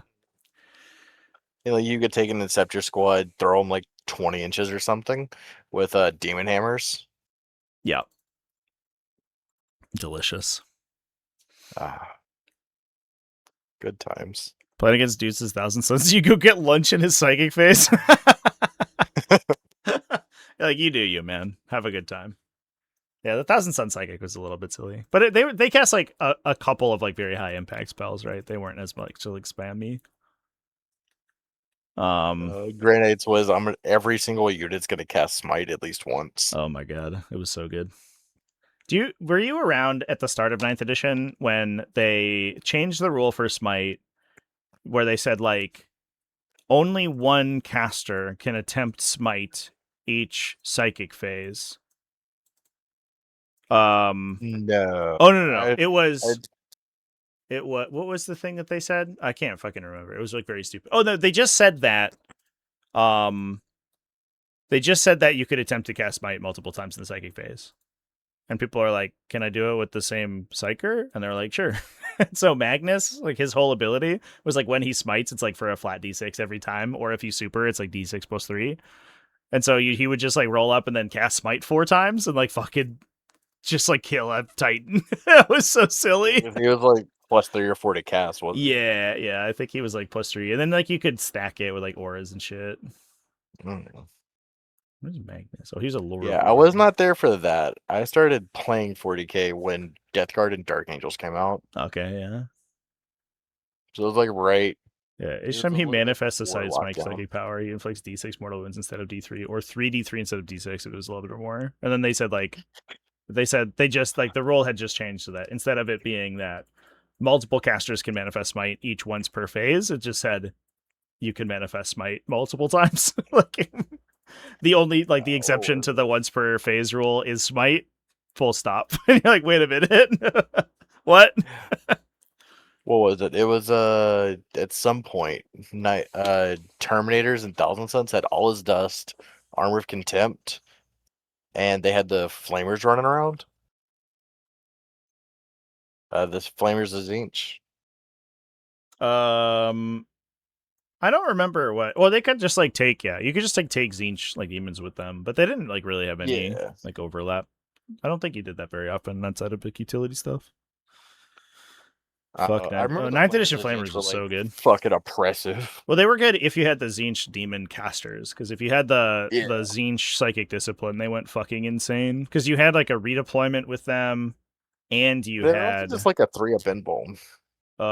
yeah, they were a 3+ invuln against shooting specifically, but they were worse into Or a fighting. 3-up Demon save. Yeah, Legally distinct when it came to things that ignored like invulns. demonic invulnerability save. Yeah. And then Oh, but they were a had, 6 up malefic against melee weapons. attacks, so they would just like fold immediately on melee. The issue was getting to melee. Yeah. But they're D6 +3, strength 5, AP 2. Flavor shots. And then there was the psychic power for +1 to wound. A world where a knight is T8, strength 5, AP 2 is pretty good. It's fucking crazy, dude. That list was like so silly. Just like 18 flamers every time. Fucking incredible. Where's the fuck? And then someone found a way to take him in Emperor's Children in the CSM book at one point. Oh yeah, because you could just like ally all the chaos factions together. Well, the thing was, if you took like the Emperor's Children was only supposed to be able to take Slanesh demons, but there was some fucking miswording or something that let him take Flamers. I think they in 9th edition they fucked it up because they made it so that or in 10th edition I think they fucked it up for a second because like you were only supposed to be able to ally like marks, but then they like released like an index for them that like didn't like wasn't a Chaos Space Marine index or something like that. I can't remember what it was. It was very stupid. Oh, you mean like the thing where you had no rules and Lucius was your warlord? Yeah, exactly.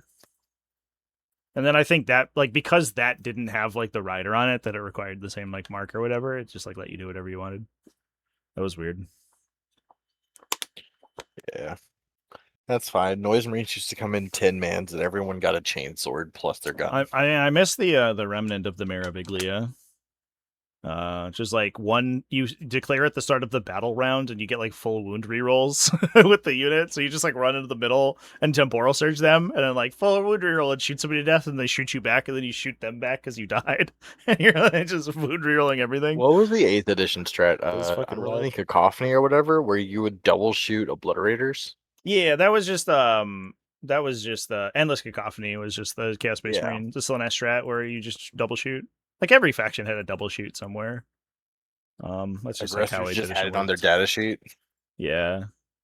The aggressor one was really good. I mean, Tyranids just had it for like any infantry unit, which is like just fucking wild. And then some of them had it like Grey Knights had it as a psychic power. With Space Marines, I don't think Space Marines had it, I think, but then they lost it in the 9th edition codex or something. It was like a whole thing. Mutilators released alongside Defile. Space Marine detachments that swapped over was yeah. Space Marines used to have in the 8th edition book had like this wild wombo combo where you could It was like double attacks, and you could stack +3 to wound on it. And so, you can have a Stern Guard veteran squad just shoot a knight to death, and they're like, I wound on 3s. I don't think it was double shot. I think it was double attacks. Look, dude, look at the number of fucking stratagems in Space Marine Codex. It's so long. Salamanders. It's so long, dude. You had it was rapid fire. On a 3-up. Intercessor squads became rapid fire 2. And then this is interesting. Boltstorm 2 CP auto bolt rifles gain when resolving an attack made this weapon against a target within half range. Do not make a hit roll, it automatically hits. They just become turret weapons. That's not even a good strat. That's not even a good strat. Salamander, the Salamander little book had the Flames of Vengeance or whatever, where it was an uncapped every 3 ups of mortal wound with flamers. Yep. They had to go in hard cap that thing to 6. Yeah, I remember that. All right, yeah. So Masterful Marksmanship was a Stern Guard veteran specific stratagem that was +1 to wound. I believe it in the 8th. You could stack that with Catechism of Fire for +1, and then usually there's another stratagem you could stack with for +1. Because I remember I played Stern Guard veterans for a while, and they would just roll up and just fucking vaporize something with bolters, and people were like, "What just happened to me?" And then you could do the rapid fire on the Intercessor squad to make them rapid fire too. So they would shoot 4 times per model. Now they just have that on their data sheet. Nah, or what was it? In 9th edition, did you ever see the Librarian running around with Null Zone to just turn off invulns? Yep. That one was good. That dude was funny. He would just run up with a combi melta, turn off everyone's invuln, and there was shoot something dead. There was the Dark Angels guy. But it was the I can't remember what it was now. The Casket of Penitence or something, which was it was -1 to invulnerable saves, or it capped your invulnerable saves at 5. I think it depended on the edition you were playing. Well, that's the same with Eldar's Protect and Jinx. It was just +1 to your saving throw, and it affected invulns. You're so loud, Inky. You ended up with what was it? Shining Spears, where the Exarch had a 3-up invuln. Oh yeah, because that was their Exarch power, right? It was the +1. No, they had a +1 invulnerable save, where the spell was just +1 to your saving throw. Yeah. Is it Crusade stuff? Where's the OG? The OG relics. The Right Light Chapter relics. Here we go. Yes, the Sword of the Imperium. That was the Reliquary of the Repentant. When an enemy unit is within 3 inches of the bearer, each time an invulnerable saving throw is made for a model in that unit, if it that has an invulnerable save of 4+ or better, the saving throw is only successful on a 5+. It just clapped all of your invulns to 5-ups. So if you're womboing through a 3+ invuln save, they're just no, 5s only. And I remember that would always catch people because they were all right, I'm ready to tank this charge. And then the stupid Ravenwing Biker Apothecary would run in and charge, and when side swipe to within 3 inches of one dude, and the whole unit would vaporize. It was so funny. Sounds like Inky's going down a well. Yeah, because she's running around in the background screaming. I have a very loud cat. Good stuff. I think I'm gonna. So the next retrospective I want to do, I think, is talk about early 9th edition stuff and all the weird shit they did. The other thing that was crazy too is Landspeeder Tempests. If anybody remembers this, they added the blast keyword to a bunch of shit because 8th edition didn't have blast. So they created the blast keyword, and then any random damage explosive weapon they just gave it to, without considering the actual implications. And so Landspeeder Tempest were they were 50 points or something. They're crazy. Then they had an ability where they got all the rules, the benefits of being aircraft, but none of the downsides. So they still could control objectives and stuff. and then their weapons, they fired like 2d3, like 2 damage gunshots, which is like, that seems fine, except that when they add blast to them, it like doubled all the effects of blast because you had 2 of them.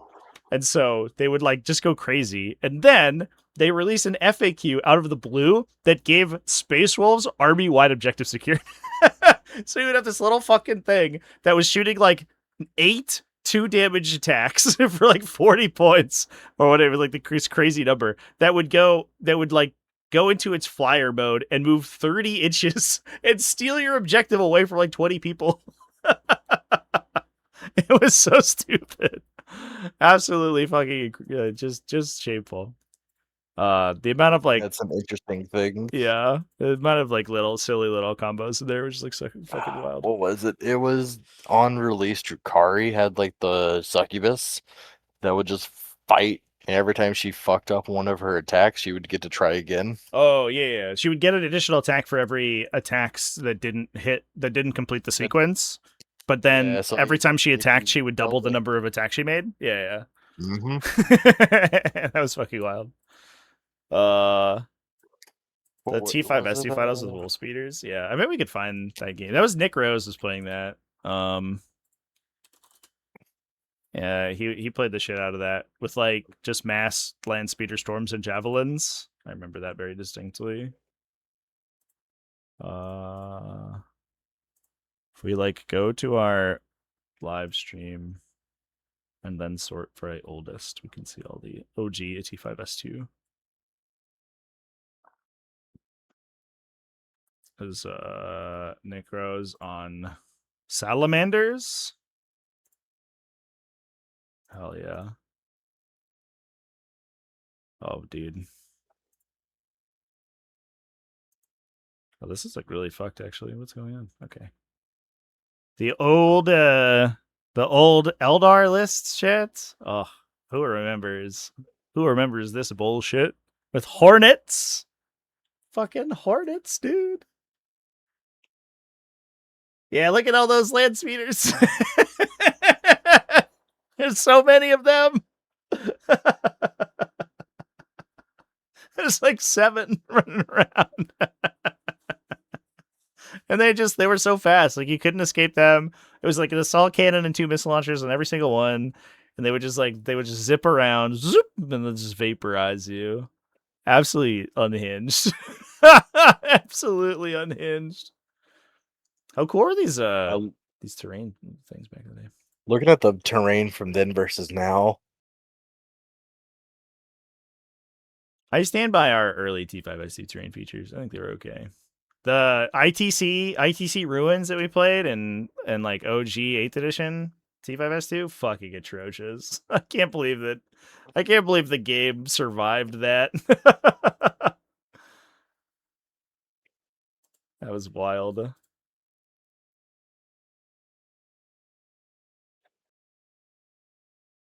These ones were like pretty okay. Also, you have to remember that like back in coming out of 8th edition, everything moved way faster than it does nowadays too.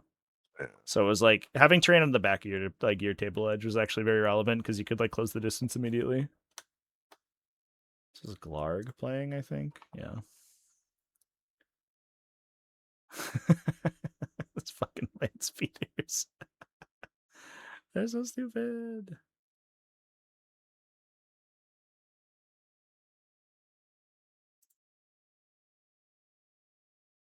Oh, and the Lords of Skulls, shit. The Lords of Skulls. Oh, I remember this game. Cryogen used to play the Crimson Crown combo, which was this like combination of characters that could make it. Basically gave Lords of Skulls like the same thing that they that Succubus did, essentially, where it was like I think they just like got to redo attacks and then they also got like sustained lethal kind of thing, which is fucking wild. But then they changed the Titanic rules so that Titans could be seen through terrain, but couldn't see through terrain. And so he played into the sky playing a bunch of obliterators. He played Wolf on Mibu from Breaking Heads with the same combo, but he just did it on obliterators instead of Lords of Skulls. It got destroyed. Because the obliterators could all shoot through the buildings and he couldn't see them. What a terrible time. God damn, dude. Oh man. I remember this list. Cryogen was like he was like almost top 1 seed or something going in because this list was like unbeatable. Crimson Crown combo was like so fucking difficult to beat. And then he immediately the rules changed and it like you could still play it, but it was just so much worse. It was awful. Oh man. What a You want to talk time. about fucked rules in 9th edition Bodyguard and how many times they had to change that? Oh yeah, dude. It company heroes just sitting behind a wall.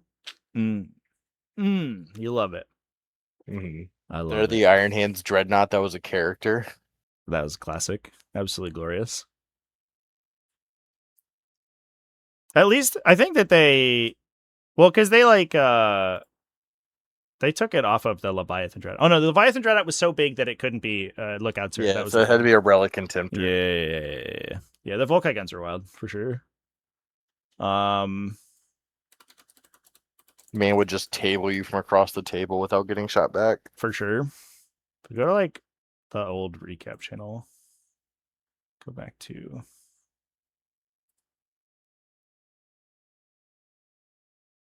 we like zip back a bunch of years. Can we just go to oldest here? Oh yeah, we can. To our like old games from back in the day.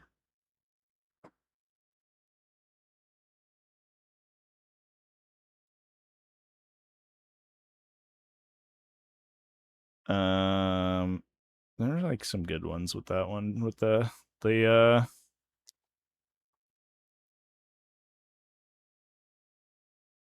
Space Marine lists. Oh, this was right as we were like sort of getting out of like the Drukhari meta, and every game was fucking Drukhari. That was miserable. That sucked.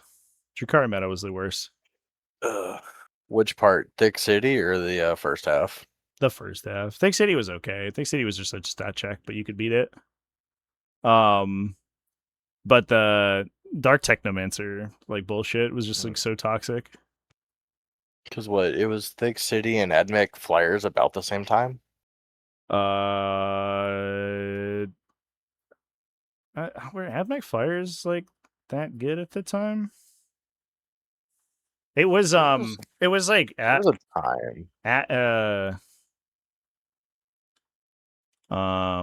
Yeah, Mechanicum I think was like good around the same time. It was very close. Yeah. I don't know what elves were playing though. Oh, it was all Harlequin stuff. Yeah. Harlequin's just spending a million years being really strong. Nah. Did these guys really play? It's just like look at this random game. They played 2 rounds and they're at like 13 minutes left in their just clock. That's so stupid. What the fuck? This is 9th edition too. This game is much faster to play. Nah. What was it? The Flash Kits subfaction for Orcs in 9th? Where they got the showing off rule? Yeah. That shit was that was more DACA, the original. There's a way in 8th edition where you could make a Flash Kit or a Bad Moons, excuse me. You could make a Bad Moons shock attack gun fire like 4 times in a turn, which was like pretty wild because it was also like a very strong profile at the time. Right? It was like, it wounded most vehicles on 3s.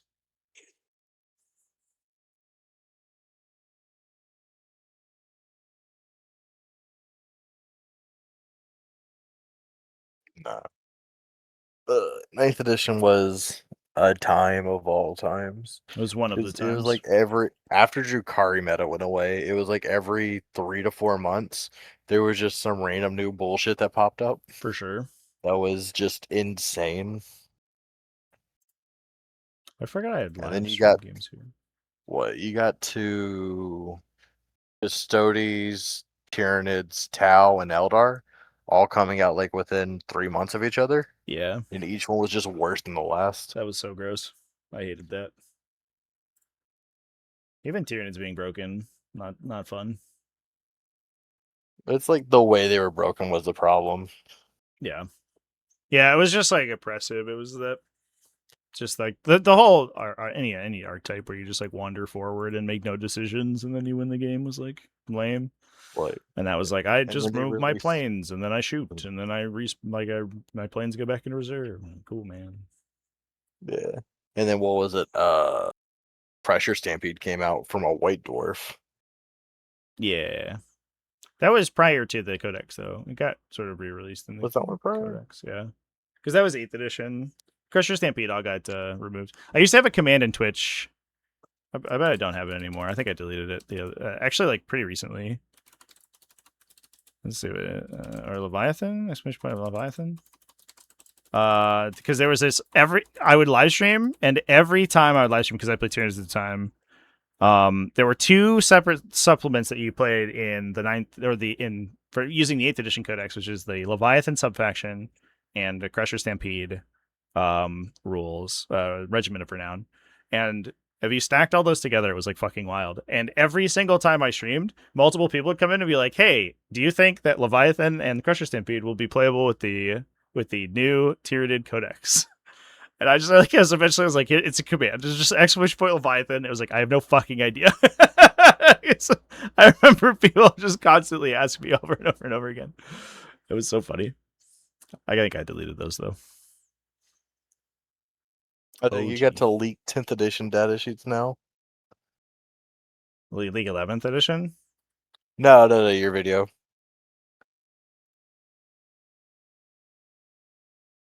You're catching back up in the timeline. We're coming back in, yeah. God. This was not a real data sheet though. No. That was fake. It was a fakey. Like there was one was this the one I did? Where I was just like I went in like totally seriously, but it was like clearly just bullshit. It's like clearly just somebody made it in Excel. That was a good time. That Avatar of Cain one was depressingly close to what it actually ended up being, though, because that thing was annoying as shit to kill. Yeah.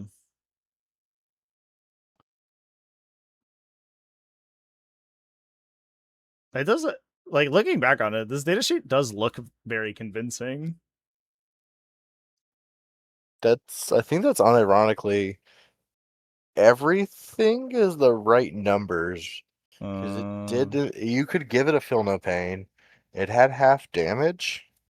Yeah. This is like this sort of like assumed it was the minus some damage thing. And then the melee and shooting looks pretty close to right. Yeah, I think so. D6 plus 2. Oh, they missed the sustain on the gunshot. Sustain D3. Oh, also they gave it a modal profile, which it doesn't have. Oh yeah, for the ranged. Oh, they gave it the beam keyword. What is beam? Oh, God, no. What does beam do? Oh my god. Some models within 12 inches must use this model leadership characteristic when making battle shock test. While this model is in the engaged range of an enemy in any Eldari unit within 6 inches of what? 6 inches of what? Add 1 to hit roll. Oh, to the hit roll when making an attack using a melee weapon. Use this model leadership characteristic when making battle shock test. That's real true English right there. Reduce to 0 the damage characteristic of any weapon or capital A ability with the Melta weapon ability. So if you're an ability with the Melta weapon ability, reduce to 0 the damage characteristic. Pretty good.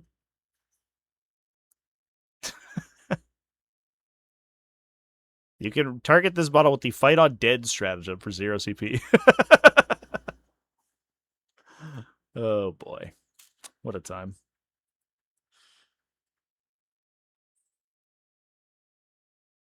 Good stuff. All right. I'm going to hop off and probably go to the gym. Yep. Thanks for playing. Sorry I made so many invuln saves. I wish I would have had it no other way. I wish that I had made a normal number of invuln saves, but also I had killed the first Defiler when I shot it.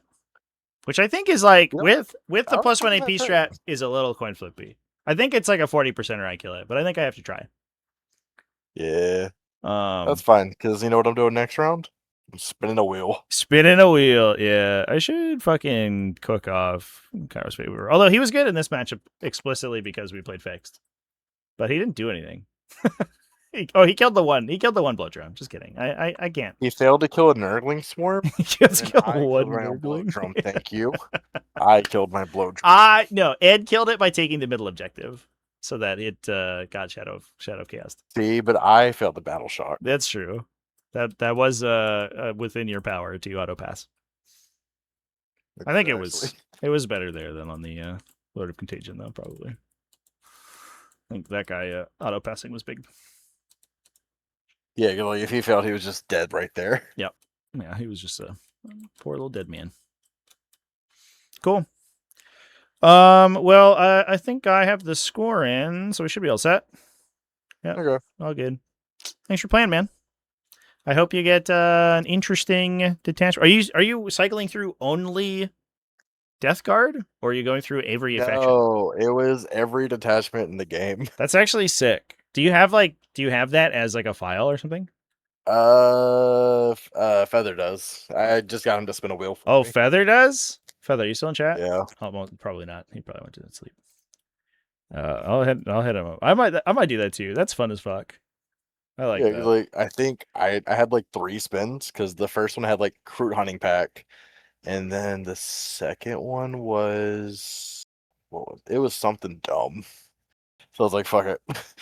I don't want to play either of these. That's so good. When do I get on the third one? That's so fun. I love that. Cool. Well, have a good night and good luck on your spin for next round. Yep. You too. Cheers. Cheers. All right, chat. That was a fun hangout. Yeah, game was a little funny for sure.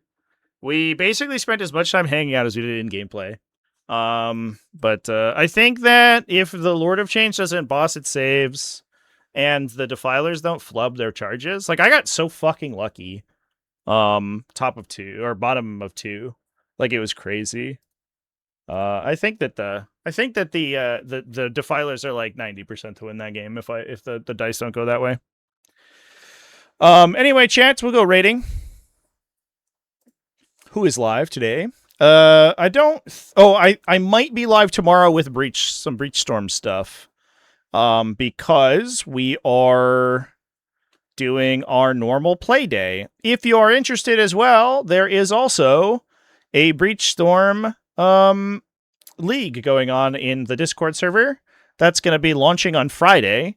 So if you want to learn how to play, we're going to give away some starter sets and stuff. So it's really cool. We got a couple new people into the community, and people are enjoying it so far. So hopefully we'll have a lot more Breach Storm on the stream in a little bit here. All right, let's go do the thing.